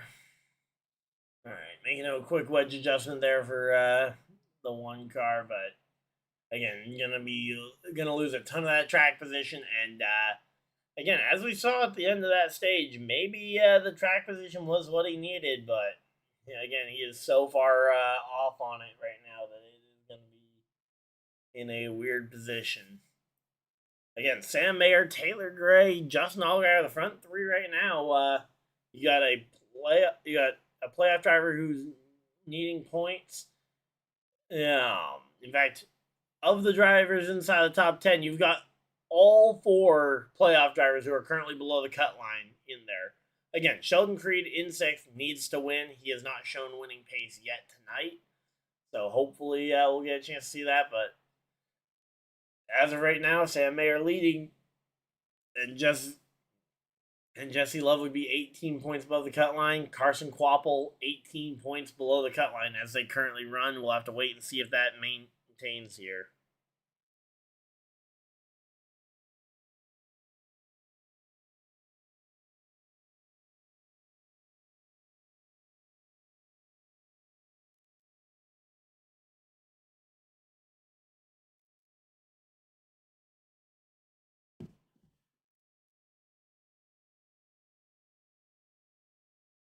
All right, so again, we're just chilling out here. Hopefully, everybody's having a good time. Everybody, showing off all the people at the track, braving the cold 37-degree weather.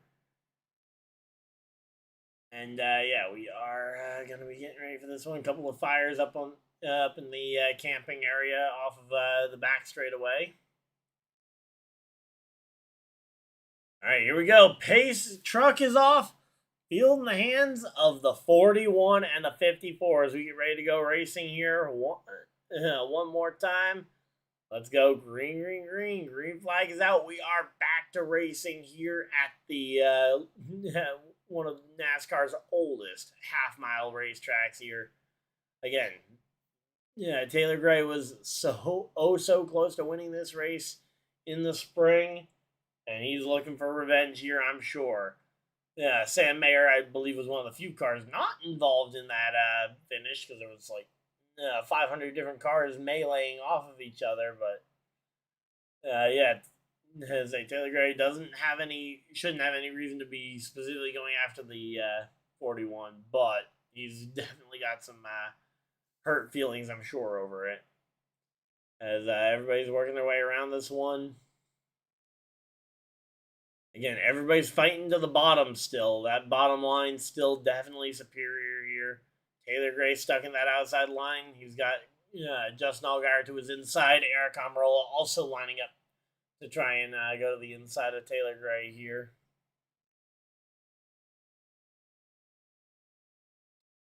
Here we go again, side by side, still fighting door to door with Justin Allgaier here.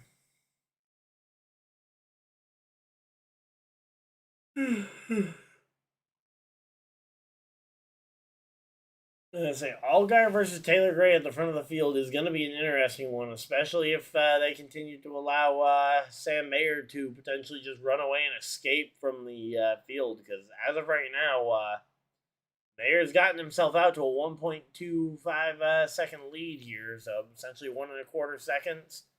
And he is going to try and extend that as long as they're running side by side. It's going to be very hard for anyone else to run him down, so there we go.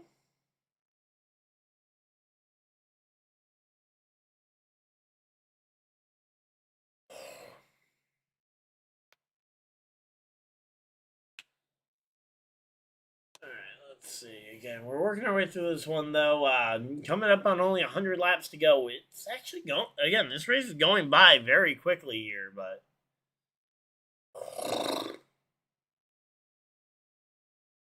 Wow, Carson Kvapil now behind Brandon Jones in points as they run. I mean, obviously, he's back in the mid-20s here. He should be able to move up a few spots from there, but the fact that even in a world where Mayer wins the race, Jesse Love still hangs on to get the points position. Kvapil isn't even the first guy out. In fact, he's currently set as the second guy out.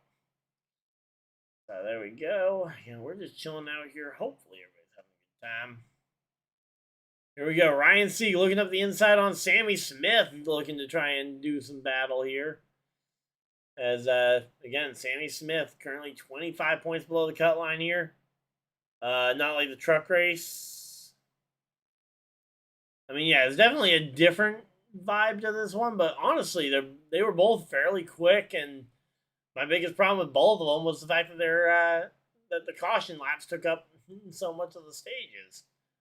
Because it wasn't really until we got to the third stage that we had a bunch of issues with the truck series and keeping it green.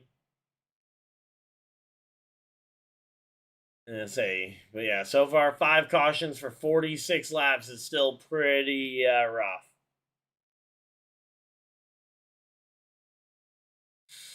All right, but yeah, again, Allgaier got clear of the battle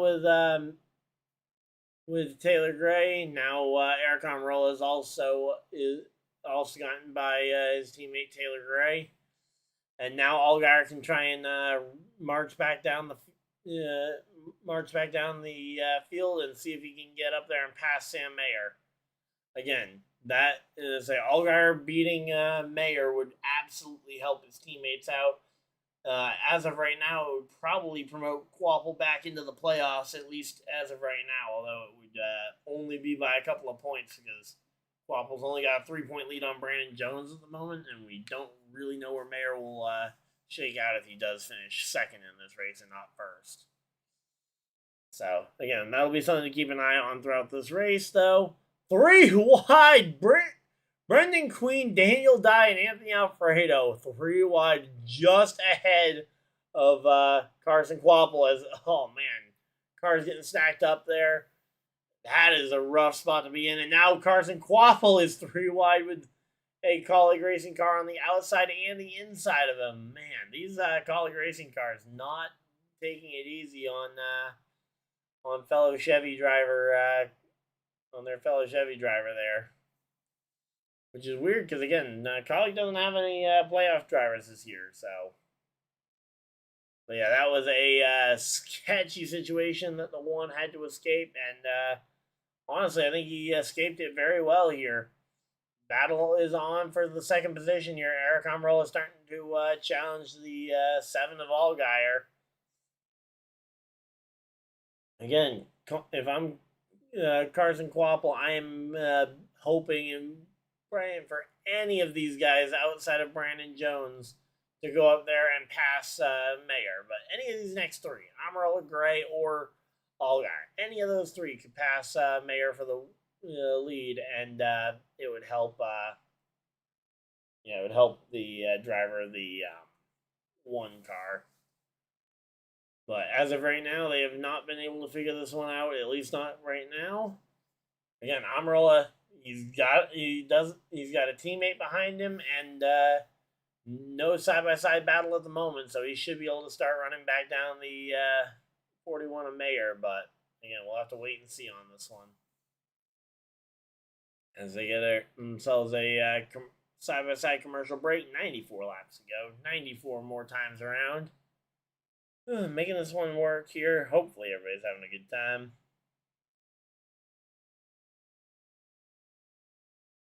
Alright, so there we go. Yeah, we'll be back for the Cup race tomorrow, don't you worry.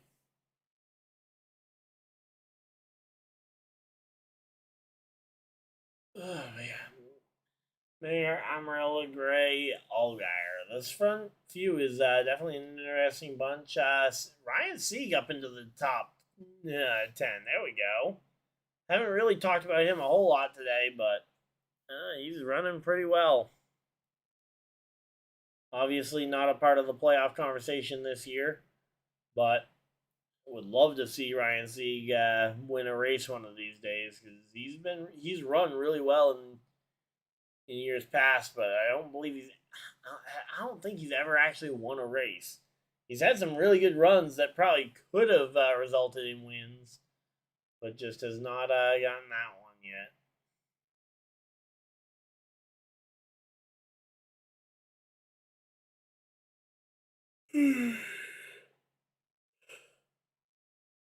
Here we go. Again, they're showing in the picture by picture. They're showing, okay, I guess Carson Quapple's in the picture. I was going to say, they're showing a fairly irrelevant battle between the 91 of, Myatt Snyder and the 31 of Blaine Perkins. And then I realized that the one car was right there. And here we go. Eric Almirola side by side for the lead. There we go. I mentioned how Eric Almirola needed to run down the 41 car of Mayer, and he has done so. But so is Taylor Gray, who decided to stay committed to Eric Almirola's rear bumper, and he's now going to try and take second place away from Sam Mayer. Again, Mayer dropping 2 spots here, and that is going to instantly go ahead and make this cut line battle more interesting. Let's actually see what are the points as they run show right now. Playoff standings.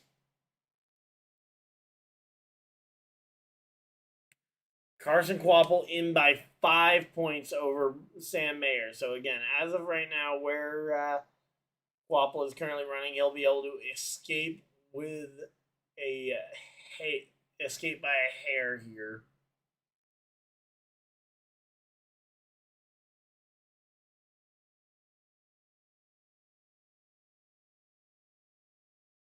Man. All right, there we go. We're just chilling out here. Hopefully, everybody's having a good time. But yeah, so literally all 4 of the championship 4 at the moment are all Chevy, and 3 of the 4 are Junior Motorsports Chevy. So it'll be an interesting one to see.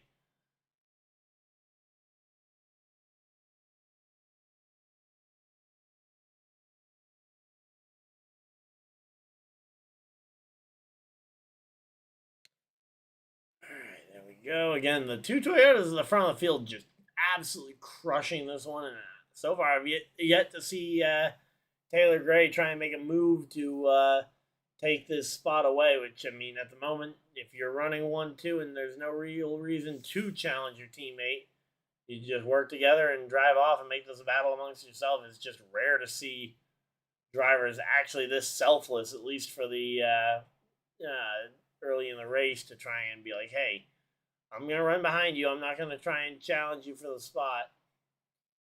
But at the moment, it's like, okay, everybody's challenging for every position here. Again, Carson Quapple trying to do everything he can to get a couple of extra points in case either Mayer or Jones finds a way to gain some points. Although at the moment, I don't think either one of them have enough spots on track. So if Quapple can finish at least there, I think he's in a good spot.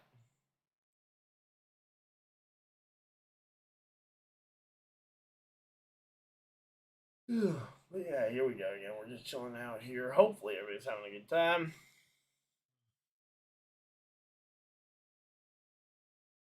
Let's see. Oh man, again, this rate. Again, it's just been a long day. I apologize if I'm not as energetic as I usually am, but Eric Almirola and Taylor Gray at the front of the field definitely interesting. Hey, Ryan Sieg up into the top 5. Let's go. Ryan Sieg up into the top 5. Patrick Staropoli in the 24 car that Harrison Burton will be taking over next year. Harrison Burton running just ahead of that car right now.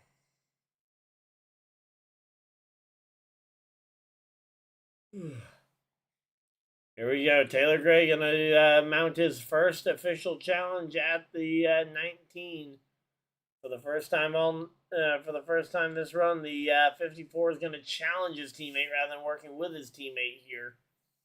Going door to door, side by side. Again, this is gonna open that door. They got a 3-second. They had a roughly 3-second lead before they started this, so we'll have to wait and see where the lead ends up being once somebody wins this battle.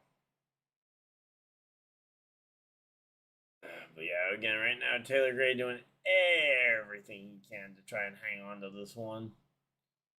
And it looks like right now Almirola's still crowding him, but again, he definitely knows Gray is there at this point. It's going to be pretty hard to deny that one.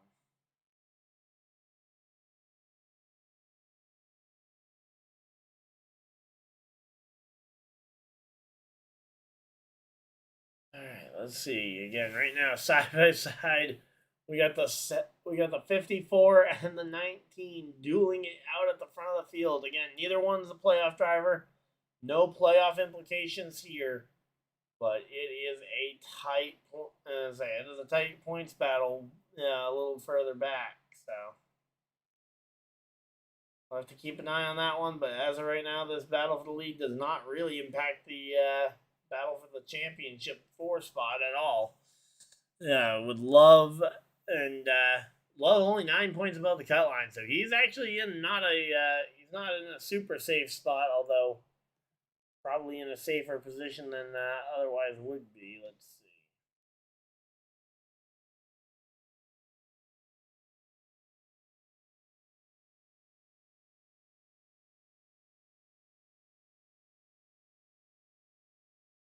All right, man. Again, we're just chilling out here. Hopefully, everybody's having a good time. Ooh, these races definitely, as I say, being up since 4 a.m. definitely hurts the odds on this. And again, I'm going to be up early to watch day 2 of Pokemon Regionals in Lil. Oh, fire! Fire on the 51. Jeremy Clements has a brake rotor, it looks like, on fire.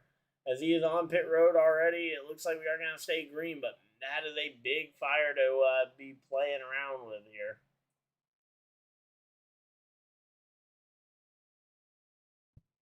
All right, coming down to 70 laps to go here. Eric Almirola continues to lead this charge through the lap down cars, while Taylor Gray just hangs on in second here.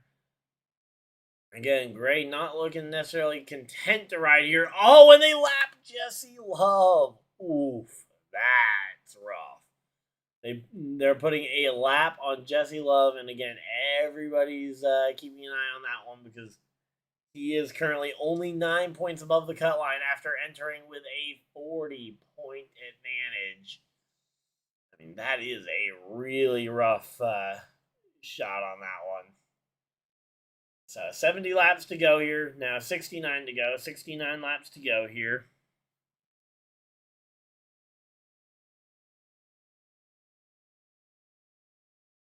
So yeah, there we go. Again, we're just chilling out here. Hopefully everybody's having a good time. Ooh, we checked back at just the right time to skip around ads. Let's go. Alright, so again, right now, Carson Kvapil, 6 points above the cut line here. He's got Connor Zilic looking right on his rear bumper here. Good thing is, a Junior Motorsports car is unlikely to put a whole lot of pressure on Kvapil until the rest of the field starts coming for him. And in 16th place, that's actually not all that bad. Again, it definitely sounds a lot worse than it is.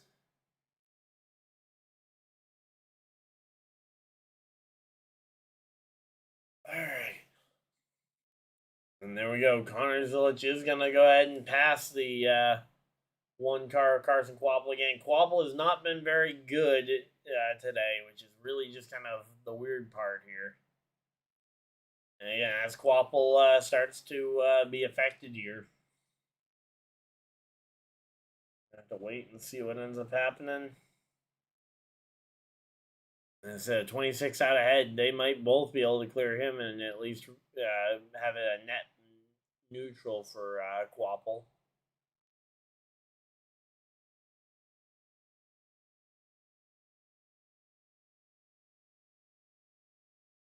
All right, man.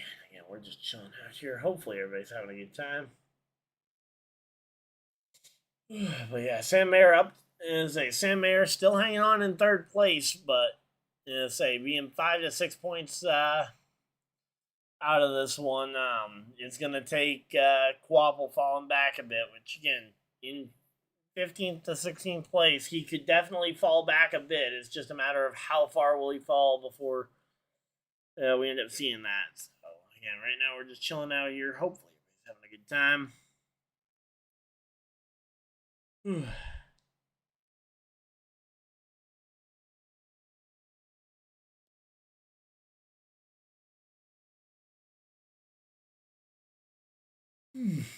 All right, here we go. Taylor Gray. Now that they've gotten out of that lap traffic, Taylor Gray going to resume attempting to try and pass the 19 of Eric Almirola for the race lead. Again, Gray was so close to winning this race in the spring and making it at least 3 straight for Toyota as Eric Almirola swept the races here last year.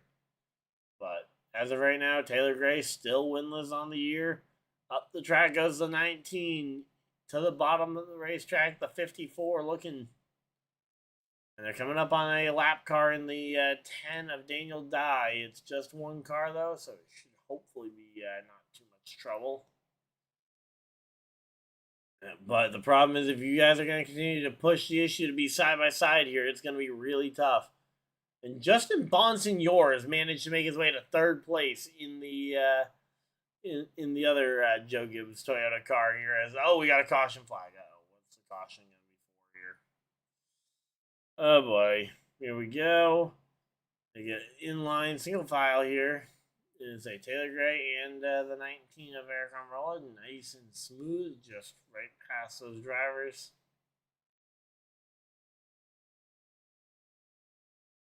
Alright, so there we go. 59 laps to go. Let's see. We are still just waiting to see what this cause for the caution is going to end up being here. Again, okay, there it is. Oh, yep, it's the looks like Josh Williams in the 45 there may have just lost his brakes. And other cars, Brendan Queen, Corey Day, and Brennan Poole all turned around the wrong direction here. Lots of cars around, and yet that is very much a justifiable caution flag here.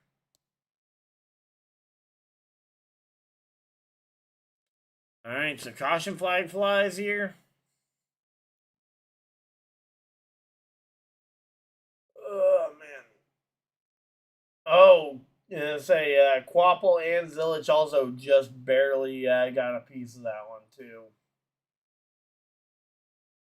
And that was almost entirely, it looks like, on Brennan Poole, because Brennan Poole was the one that forced the 11 up the track, and then the 11 clipped the back bumper of the whatever car that was. I believe the 45 of Josh Williams going around. So, yeah, then the 17 ends up spinning there as well, or ends up getting collected in the damage there.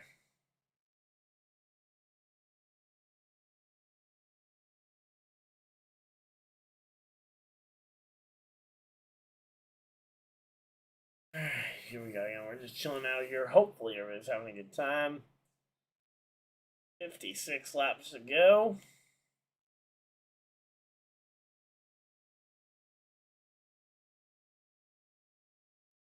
All right, 56 laps to go again. Kvapil and Love both 10 and 11 points above the cut line, respectively here. Mayer, Jones, and Smith all right there in the mix. Sam Mayer can win, or Brandon Jones, which are both 4th and 5th. One of them could punch their ticket. Yeah, I mean, either one of them in 4th and 5th could get up there. I would say, based on at least this past run, that it looks like the Joe Gibbs Toyotas might actually be the fastest cars today. So I'd say Jones is probably a more likely winner than Mayer. But as of right now, if we're in a position where we could have a very fun battle to the checkers if Kvapil and Love were to just have a little bit worse of a day.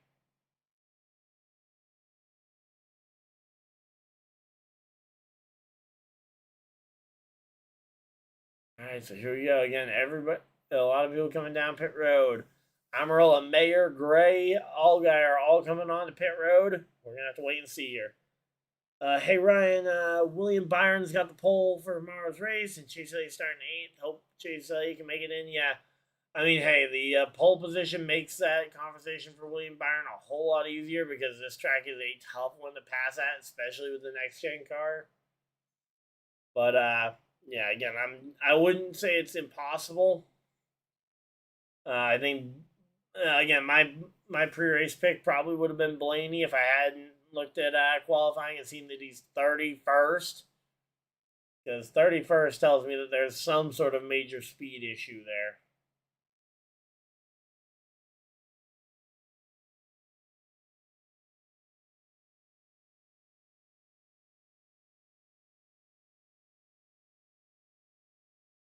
Alright, there we go. Again, we're just waiting for this one.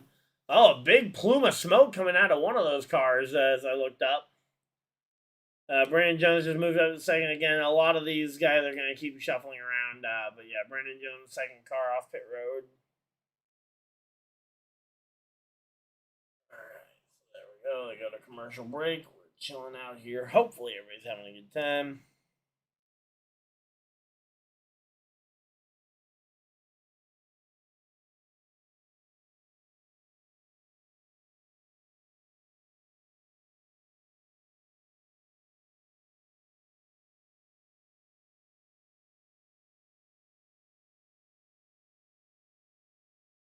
There we go. Yeah, we're just chilling out here. Hopefully everybody's having. So let's see. But it's gonna require some driving. Yeah, again. I mean, I don't expect this to be an easy job for any of these drivers, but again, the Toyotas seem to have enough built-in speed to contend. So.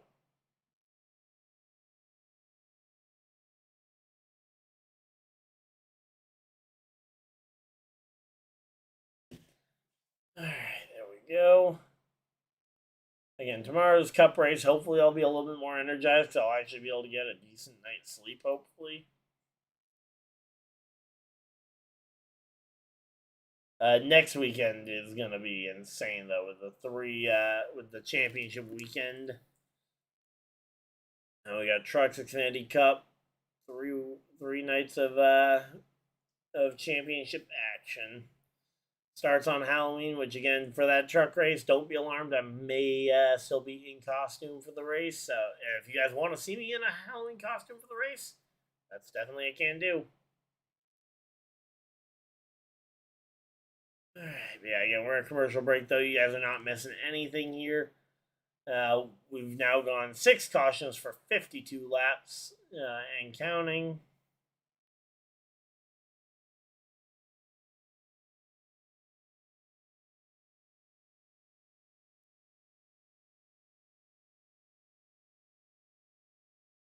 Alright, there we go.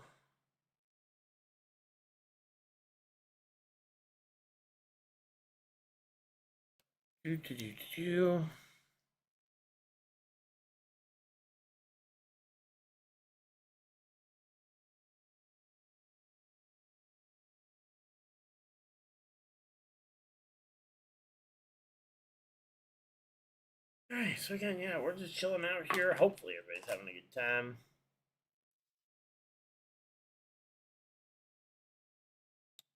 So commercial break, not missing anything. Looks like Nick Sanchez, Brad Perez may have stayed out here to try and get this one. Also, they finally got the thing fixed here. As we're getting ready to go back racing. And say 50 laps to go here. So 50 lap run to the checkers, that'd be great. Alright, so there we go. We got 10 people still hanging out in chat. Thank you guys for everybody's decided to spend a portion of your very valuable time here. Worked the midnight for 40 years. Yeah, I worked the 4 a.m. Up at 4 a.m. for my 5 a.m. shift at Walmart. But here we go. Green flag's out. We are back to racing, and we've got Nick Sanchez out ahead of Taylor Gray battling it out at the front of the field. Brad Perez looks like he is well off the pace here as the entire field going left and right, going to the left and right of him.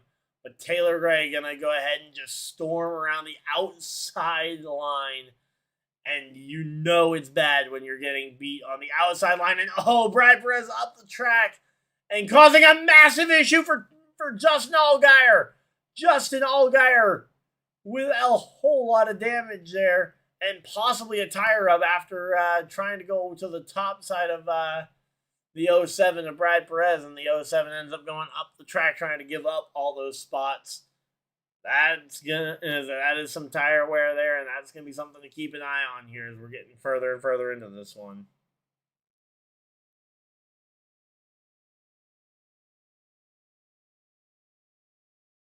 All right, so there we go. All right, again, we're just chilling out here. Hopefully, everybody's having a good time.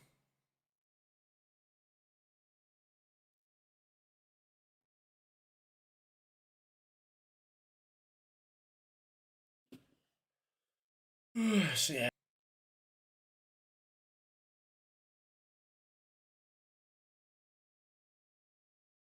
Oh, uh-oh. Did we lose connection there for a second? Uh-oh. Well, yeah, it looks like we may have lost connection there for a brief second. Hopefully we are all back. All right. Yeah, it looks like our OBS disconnected for a brief second. Hopefully it wasn't too bad. But yeah, oh man, it looks like we might have a little bit of a tire rub there from on the 27 as well. Again, the Xfinity Series car is so much fun to watch. But yeah, there's definitely some sort of there's definitely some sort of rub or maybe it's just the tires locking up under braking. But yeah, the 27 car, I don't expect those tires to last too long, which is not a great thing because again, we've already seen the 27 of Jeb Burton with a flat tire once tonight. So there we go. But yeah, Brandon Jones is up into the third position. Again, all three of those Gibbs cars just dominating the front three spots. And in fact, if you count Bonsignor in the fifth spot, that's four of the top five spots are being held by Gibbs Toyotas. So yeah, again, Sammy Smith in position where, hey, if he could run a little bit better in the stages, probably would be in a position to make the championship 4 on pace right now. But so far, it's looking like I was pretty accurate on the Kvapil and Love of it all. I said Love I felt like would be able to at least avoid a disastrous day, which granted he hasn't really avoided that.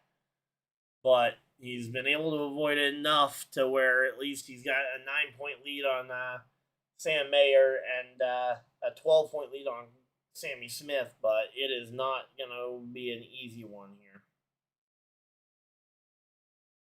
As we are working our way through this one, let's see. Yeah, battle for the lead. Yeah, you've got Eric Almirola in second place behind Taylor Gray, and both of them probably would like to see the 20 car go ahead and get this one into victory lane and take Joe Gibbs Racing to the championship 4 in the drivers' championship. The question is, how do you do? You don't necessarily want to give up the win though, and that's the disappointing. That's kind of the hard part because it's like, okay, realistically, you don't want to be accused of cheating at all. But again, Brandon Jones might just have the fastest car of the 3 as well. That will be something to keep an eye on here. Alright, so there we go. We're just chilling out here. Everybody's kind of gearing up for these corners. And again, the one car of Carson Kvapil into the back bumper of Sam Mayer, trying to put that pressure on. I'd be very careful, Carson, because right now you are 12 points above the cut line. You are in a very safe position. But if you take somebody off and they retaliate, that could very well put you from in to out. Especially if the driver who you end up retaliating against isn't part of that championship battle. Because, yeah, if they end up retaliating against you and I say Jones is catching second place. Yeah, again, those 3 Toyotas all running right together. But if you are dumped by a guy who makes the championship over you, at least then there's possibly some precedent to penalize the guy who made it in over you. But yeah, if you go around and tick off someone like the 48 or the 39 here, and they opt to junk you, There's not a whole lot of hope for your playoff to get your playoff spot back at that point. Again, not rooting for it. I would love to see Carson Kvapil make it into this championship 4. But yeah, again, we're just chilling out here. Hopefully, everybody's having a good time. But yeah, right now the oh, we got a spin and caution flag flies. Parker Retzloff. Parker Retzloff in the number 4 car goes around. And let's see. Oh, the 07 of Brad Perez also around on the inside line. Not sure where he and the 4 kind of play into this spin, but I have a good feeling that they probably spun together.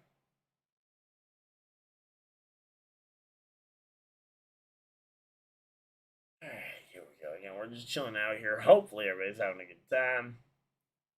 And we're doing as best we can here. 30 laps to go here in this stage. And again, we're under our 7th caution of the night, and let's see how many laps do we think that one's going to end up going before we get to the end here.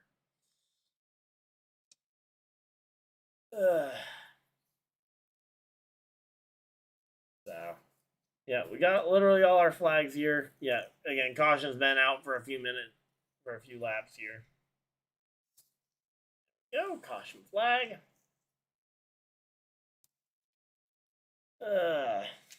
Definitely gonna be fun next year when we have the full flag set at the for some of the tracks that we're gonna be going to.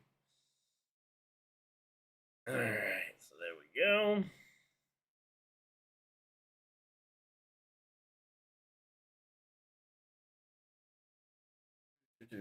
Again, we're just chilling out here. Hopefully, everybody's having a good time.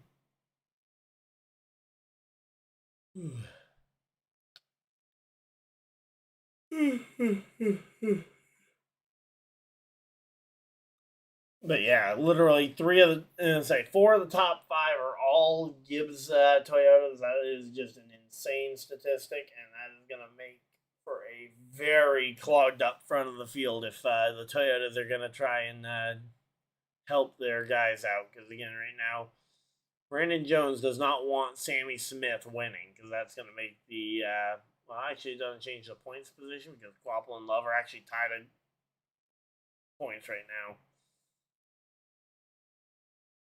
But yeah, it's going to be an interesting one to watch here.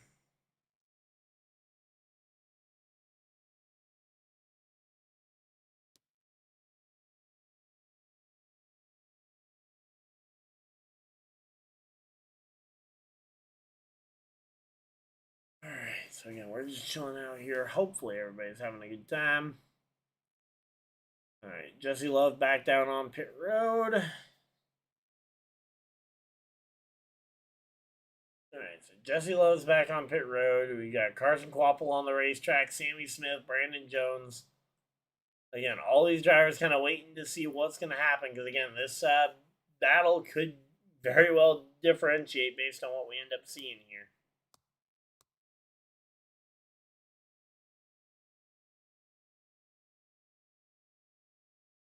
All right. Yeah, it's also been a minute since we did a full 3-race weekend as well, so there we go. I would love to see Sam Mayer or Carson Kvapil win. Yep. Yeah, I mean Sam Mayer, I feel like he's been doing pretty well this year.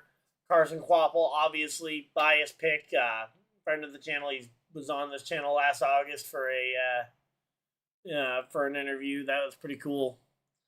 Glad he was willing to share a bit of his time last year as he was getting ready for the Darlington race. And that video is up on the channel if you guys want to see it. But again, we're just chilling out here, getting ready for this one, showing some highlights from the spring race when Taylor Gray got absolutely robbed of a victory here. And Taylor Gray, Eric Almirola going to take the front 2 spots on the starting grid here. Sammy Smith, row 2, outside line.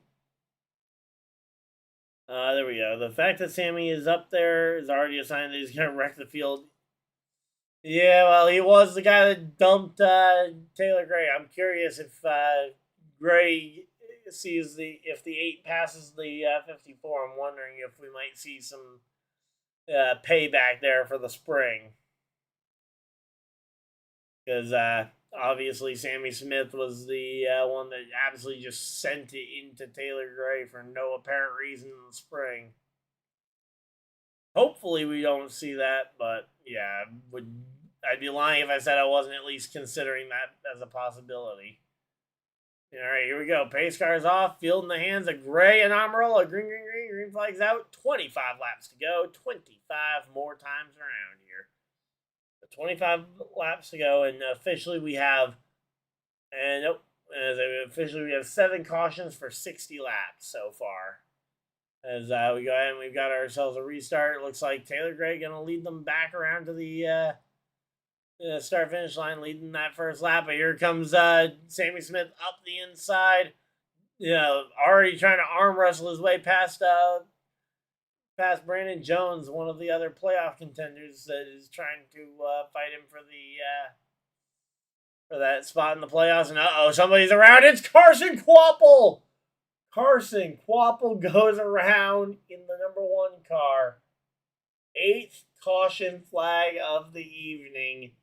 And Carson Kvapil just lost a ton of points and is about to drop significantly from 14 above to 7 points below the cut line here. That is massive. That right there is going to be a big one to. All right, let's see. What caused this one? Oh. Okay, so, yep, the 39 just got too late on the brakes. Smoked him trying to avoid hitting him. I mean, all best intentions in the world there. The 39 trying to slow up enough to let the 1 car in line. Just not enough there. But yeah, Carson Kvapil going around. That's going to drop him way outside the cut line. And yet, why does the 20 team look upset with that one? I mean, yeah, it means that they didn't, that they have to do another restart here, but I don't know. If I'm him, I'm thinking I'm in an okay spot here because again, that spin puts the 20 car currently as they run above the cut line.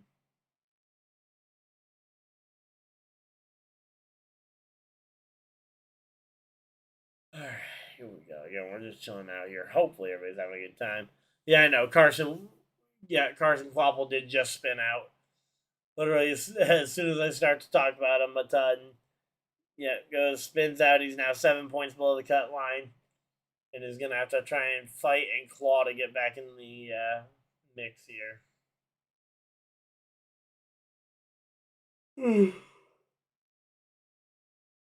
Oh man!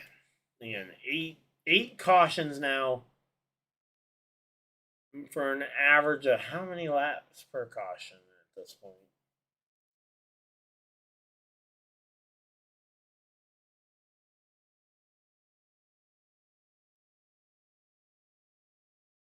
All right, let's see. We were at 60 with exactly 7, so that put us at we're averaging about 8 laps per caution period here.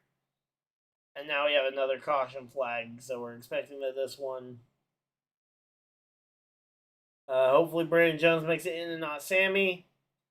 I mean, again, I'd be lying if I said I wasn't rooting for Carson Kvapil to still make the comeback, but yeah, I wouldn't hate a Brandon Jones Championship 4 appearance the way I would have a couple years ago because I'm not the biggest Brandon Jones fan in the world. You guys can go back to videos from years ago. I've never really been the biggest Brandon Jones fan. I don't. A lot of that was off the back of the fact that it felt like he was getting spots that he hadn't earned. But in recent years, I feel like he's really started to kind of show why he belongs, and he's actually really. I feel like he's starting to really earn that position. Which again, I'll fully admit, I was not in that boat. all that long ago is that you don't have to go back all that far probably to find me absolutely tearing Brandon Jones a new one on a video somewhere, I'm sure. But hey, I can acknowledge when I was wrong or when someone just starts to prove me wrong. It's like, okay, Brandon Jones, especially these last couple of years, has really come into his own and really proved that he belongs in this field. And I don't feel like he's as much of a pay driver to the point where it's like, oh yeah, he's not only there because of his paycheck. Yeah, his paycheck absolutely helps be there, but again, it is not the sole reason he's there. I mean, he has proven beyond a doubt, at least for me, that he belongs in this field. So, wouldn't mind seeing Brandon Jones go ahead and get this championship 4 appearance, especially if it's going to go to if the win's going to go to a Toyota. I would not be upset to see that one. Almirola might be my pick if I had to choose a Toyota driver to win this race. But again, Brandon Jones, Taylor Gray, either of those would be great feel-good stories. Again, Taylor Gray getting the redemption for the spring. Brandon Jones going back to the championship 4. Pace cars off, field in the hands, the 54 and the 19 as we get ready to go. Green, green, green. Green flags out. We are back to racing. 17 laps to go. 17 times around here. Can we make it 17 more laps without an incident? So there we go. Again, Taylor Gray to the front of the field. Here comes the 19 of Aric Almirola, the 8 car of Sammy Smith in trying to take second away from him. And oh, there goes the 20 of Brandon Jones trying to fight to get to that inside line. Here comes the 00 of Sheldon Creed. Sheldon Creed coming into the mix here. Might be a Toyota. Yep. I love the Cars reference there. Hey, Cars, one of my favorite movies of all time. Absolutely. And yeah, hoping to actually get to finish rewatching that one because I started rewatching it with a friend of mine the other day who had never actually seen the movie before. And yeah, hoping to get to watch the end of that here sometime soon. But yeah, here we go again. Taylor Gray out in front of the field. Sammy Smith has fought his way to second place. I'm rolling to third. Fourth place is going to be currently Brandon Jones. And again, Brandon Jones versus Sammy Smith. Currently a tie for the position. 0 points above the cut line is Sammy Smith. 0 points below is Brandon Jones. Sammy Smith with a runner-up finish in this race would hold the tiebreaker. And yeah, here we go. To the back bumper of Sammy Smith goes Almirola. Aric Almirola getting on the back bumper there. Not able to go ahead and take this one away quite yet. But another shot to the rear bumper of the 8. Again, continuing to put that pressure on. Trying to make sure that he knows that, hey, this lead is not going to say. Because right now the 8 running in behind the 54 in the closing laps at Martinsville. These are definitely some flashbacks for some of these drivers. 3 wide further back, right ahead of Carson Kvapil. Oof. Hopefully. Oh, Austin Green gets sent. Oof.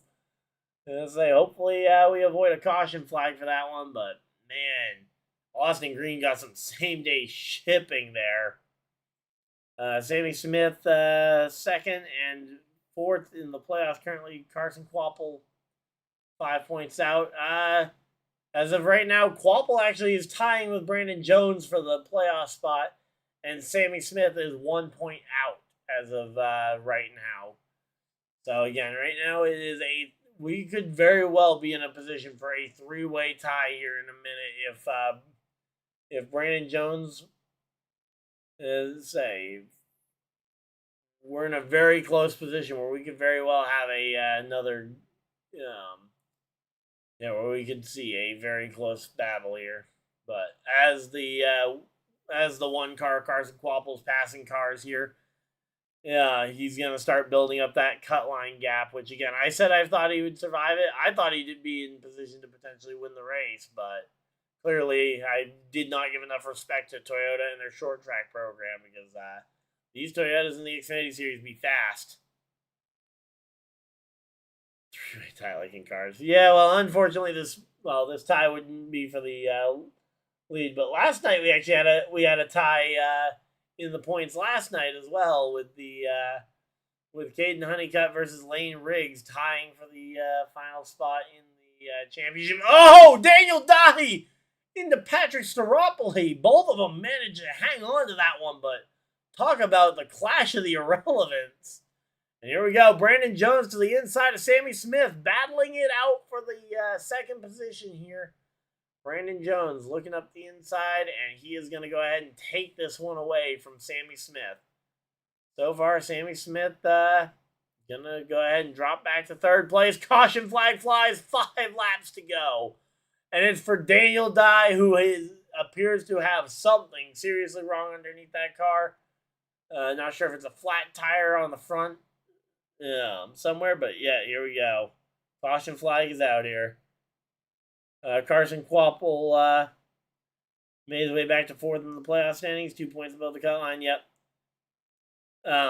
Also, I'm not sure if that was voice to text, but it is spelled with a K. Kvapil. Kvapil. Definitely not how it sounds. I fully acknowledge that. The spelling is not how it sounds, so voice to text, I can't imagine voice to text ever getting his last name even remotely correct, because that KV at the start, nope, no one would guess that by hearing it. And I don't blame you for not, if that was voice to text on that one, or if you hadn't seen it spelled out before, because, yeah. Obviously, I've been a NASCAR fan for a while. His dad being a former Truck Series champion, I knew the pronunciation off the top of my head, but yeah. Definitely a weird spelling to look at. But yeah, this race is about to get crazy. History's about to repeat itself. Brandon and Taylor need to lock in. Yep, well, again, Sammy Smith right there. Gonna try and do what needs to be done. Sheldon Creed up into the top 5. I think that's one we need to talk about, because if by some miracle Sammy Smith wipes everybody out again, could Sheldon Creed be in position to inherit the race win and get his first career NASCAR win in one of the most insane fashions of all time?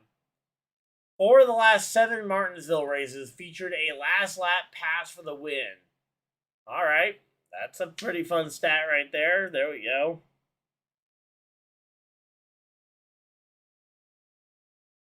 All right, well, let's say it is going to be an interesting one. Again, Kvapil with a 2-point advantage here over Brandon Jones, Sammy Smith. And again, if we do get a new winner, that will bump out Kvapil, because I love being 14 points ahead of Kvapil. Unless Kvapil somehow gains 14 points on this 2-lap overtime restart, which would be a massive hill to climb. I think Jesse Love is probably going to get this one.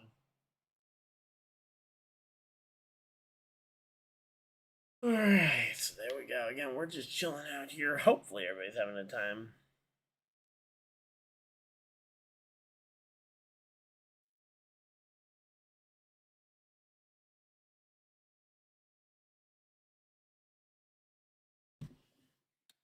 Alright, again, we're just chilling out here, getting ready for this restart. Again, if you guys are enjoying the stream, feel free to leave a like, subscribe if you guys are new, guys. Don't miss any future videos, live streams. We will be here for the Cup Series race tomorrow as well. Races at 2 o'clock. Expect the live stream to probably go up about 15 minutes before the top of the hour. Similar to today, we'll probably aim for 1:45 start time for the stream. All right, so there we go. All right, choose cone. Taylor Gray, Sammy Smith on the front row together. Creed and Mayer on the top side, going to try and maybe take advantage of a chaotic situation here. So you got 3 Toyotas in line on the bottom line together. Justin Bonsignor, though, not going with his Toyota teammates on the bottom line here. Jesse is going to love the action because he might not have to worry about anything. I don't know. I think, honestly, what Jesse Love wanted was a nice, quiet finish here because, again, chaos is good, but if you get a new winner, like let's say Sammy Smith finds his way to victory lane here, and there's some chaos in terms of crashes, and you get caught up in one of those, suddenly you might not be the one making it. Green, green, green, green flags out. Overtime racing is upon us here at Martinsville as Taylor Gray jumps out to a lead and is going to try and hang on to this one. Here comes Sammy Smith. Again, deja vu. And say, will history repeat itself here? As they take the white flag, 1 lap to go. One more time around. And it is Sammy Smith, 1 spot behind Taylor Gray. Will we see another dive bomb win here? No, it's actually, Sammy Smith actually runs this one very respectfully. Taylor Gray hangs on for the win. Congratulations. And carsonkvapil trying to jump as many spots as he can before the start-finish line. And he sends it. Sam may have junked somebody, though. Not sure what happens there. And there we go. We'll have to wait and see. It looks like 4 points above. Looks like carsonkvapil is going to make it in by 4 points. So Zilich advanced. Allgaier advanced. Unofficially, it's going to be Jesse Love 18 points above. carsonkvapil 4 points above. And Taylor Gray finally gets his Martinsville win he should have gotten earlier this year. A nice big burnout. First career win for Taylor Gray. What a nice feel-good story for the kid out of, I don't even know where he's from, but he came out of the Truck Series. He struggled. He's had some personal issues in the past, which I have criticized him for, but I'll give him credit. I haven't heard any character concerns about him recently, and again, this burnout and this win at Martinsville for him has been a long time coming since the spring race. So there we go. Oh, man. Again, thank you guys. If you guys just came for the race recap or for the race finish, that is going to be the end of the race. As per usual, though, we will go through the full finishing order, and I will also try and keep an eye out for the post-race interviews for the playoff drivers. But Taylor Gray climbing up through the roof hatch here. And, yep, redemption for Taylor Gray. Absolutely. It's a race nearly 8 months in the making here. As Taylor Gray will go ahead and get this one. I don't know when the Martinsville. Actually, when was Martinsville? Was that April? So that would be about 6 months in the making. But, yeah. There's Sammy Smith dejected on the side. I believe he has been told that he is on the outside looking in. carsonkvapil, I'm excited to see him going for a championship. I'm going to try and reach out to him, see if we can get him back on the channel in the off season. Because I'd love to get a chance to talk to him again. But, man. Again, Taylor Gray, though, winning this one. Sammy Smith second. Hey, again, massive credit to him. He learned from the last time to not absolutely junk the front of the field. So good on Sammy Smith for at least appearing to have learned his lesson, which is great. And there it is, carsonkvapil being officially confirmed to the championship 4. Let's go. Again, pending post-race inspection. Brandon Jones also coming home. Oh, okay, yep. And there's just. Oh wait, yep. No, that's Jesse Love. Saw the red banner and was like, "Ooh, is that Sammy Smith?" But no, that's Jesse Love.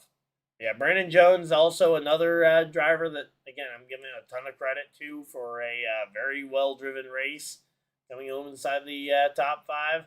Sheldon Creed needed a win, just never really looked like a outright winner, but put his car in a position where, hey, if there was some chaos in that final overtime, he was right there to potentially take that one away. Let's see how they do, but I got to head out. See you. That was a crazy race. Yeah, hey, thank you for stopping by. Much appreciated. Eric Almirola rounding out your top 5 finishers. Again, Amarola looked like the fastest car there for a while, but ultimately just got shuffled back in the Toyota pack. Then we got Jeb Burton after a flat tire returning all the way up into the top 10 for a top 10 finish there for Jeb Burton. Not bad. Sam Mayer coming home 7th, 8th for Dean Thompson, 9th, Connor Zilic, and rounding out the top 10, Justin Bonsignor. And here we go. They're about to talk to Carson Kvapil, so we'll take a break here from the reading through the finishing order here, and let's see. You had a battle, and that was the hardest race you've done in your career. The most nerve-wracking I've done. We were in a good spot. Thought we were in a good spot. A good situation to ride it out and not make any enemies. Finish that one out. See how we got turned around. So yeah. Oh! He ended up kind of door checking the 7 there in the middle there. This group here all race long to give me an opportunity to get the spot and be in the championship 4. Again, massive credit to him. Again, Carson Kvapil did everything he could to keep them in the fight all day. Pit crew as well. I wasn't convinced of the... I was not convinced when I saw that pit call that they were going to do the right thing, but turned out to be a pretty correct decision. Got them 10 stage points, and and it ultimately didn't cost them a whole lot when it came to the finish. So there we go. Again, congratulations to him. Let's see. Yeah, it's weird with him being not having a full-time ride next year. I hope he finds a way to be to run for the playoffs here. So let's see.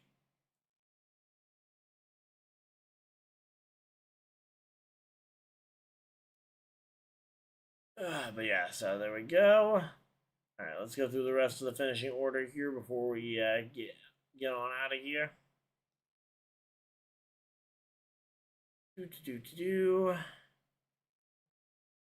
All right, looks like. Oh, yep, there we go. Got the race tracker up. Come on.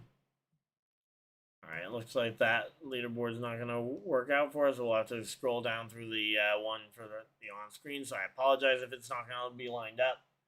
But again, Harrison Burton coming home 11th. Again, earlier today it was announced where he'll be driving next year. He'll be driving the number 24 for Sam Hunt Racing on a full-time basis. Excited for him. Hopefully this will be a good opportunity for him to help jumpstart his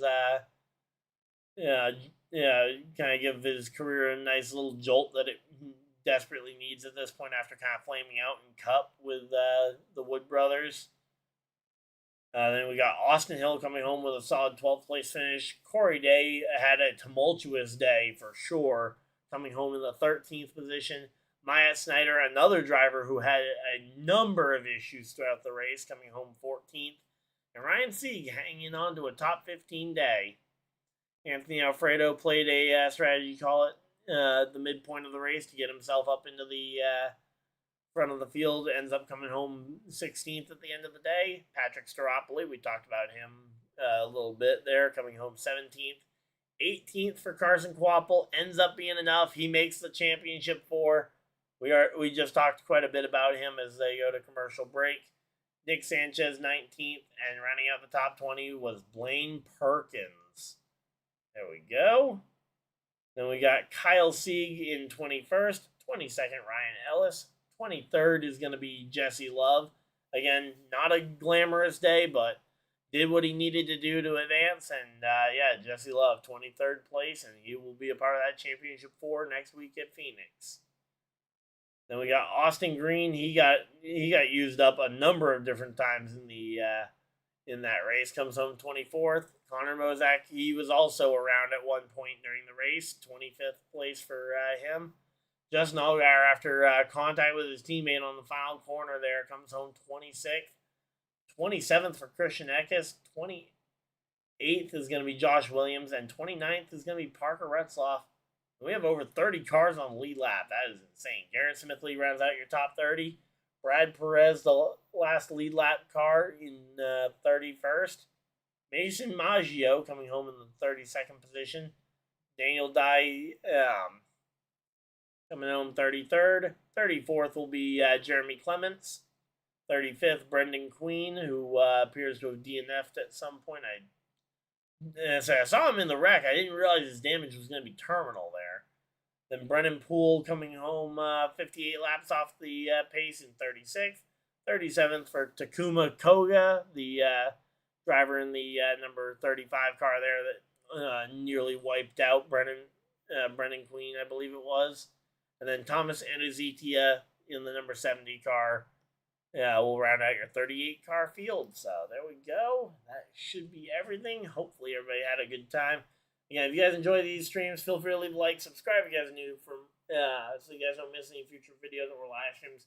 Again, tomorrow we should be back. I'm gonna aim for one. I'm gonna just say it right now. I'm gonna aim for 1:45. We should be here. The broadcast start time is 2 o'clock. So hopefully we'll be here in time for the race. But hopefully you guys enjoyed, and I will see you guys in the next video. Live stream, whatever you guys had to do with the rest of your night. Have a great night, everybody, and goodbye.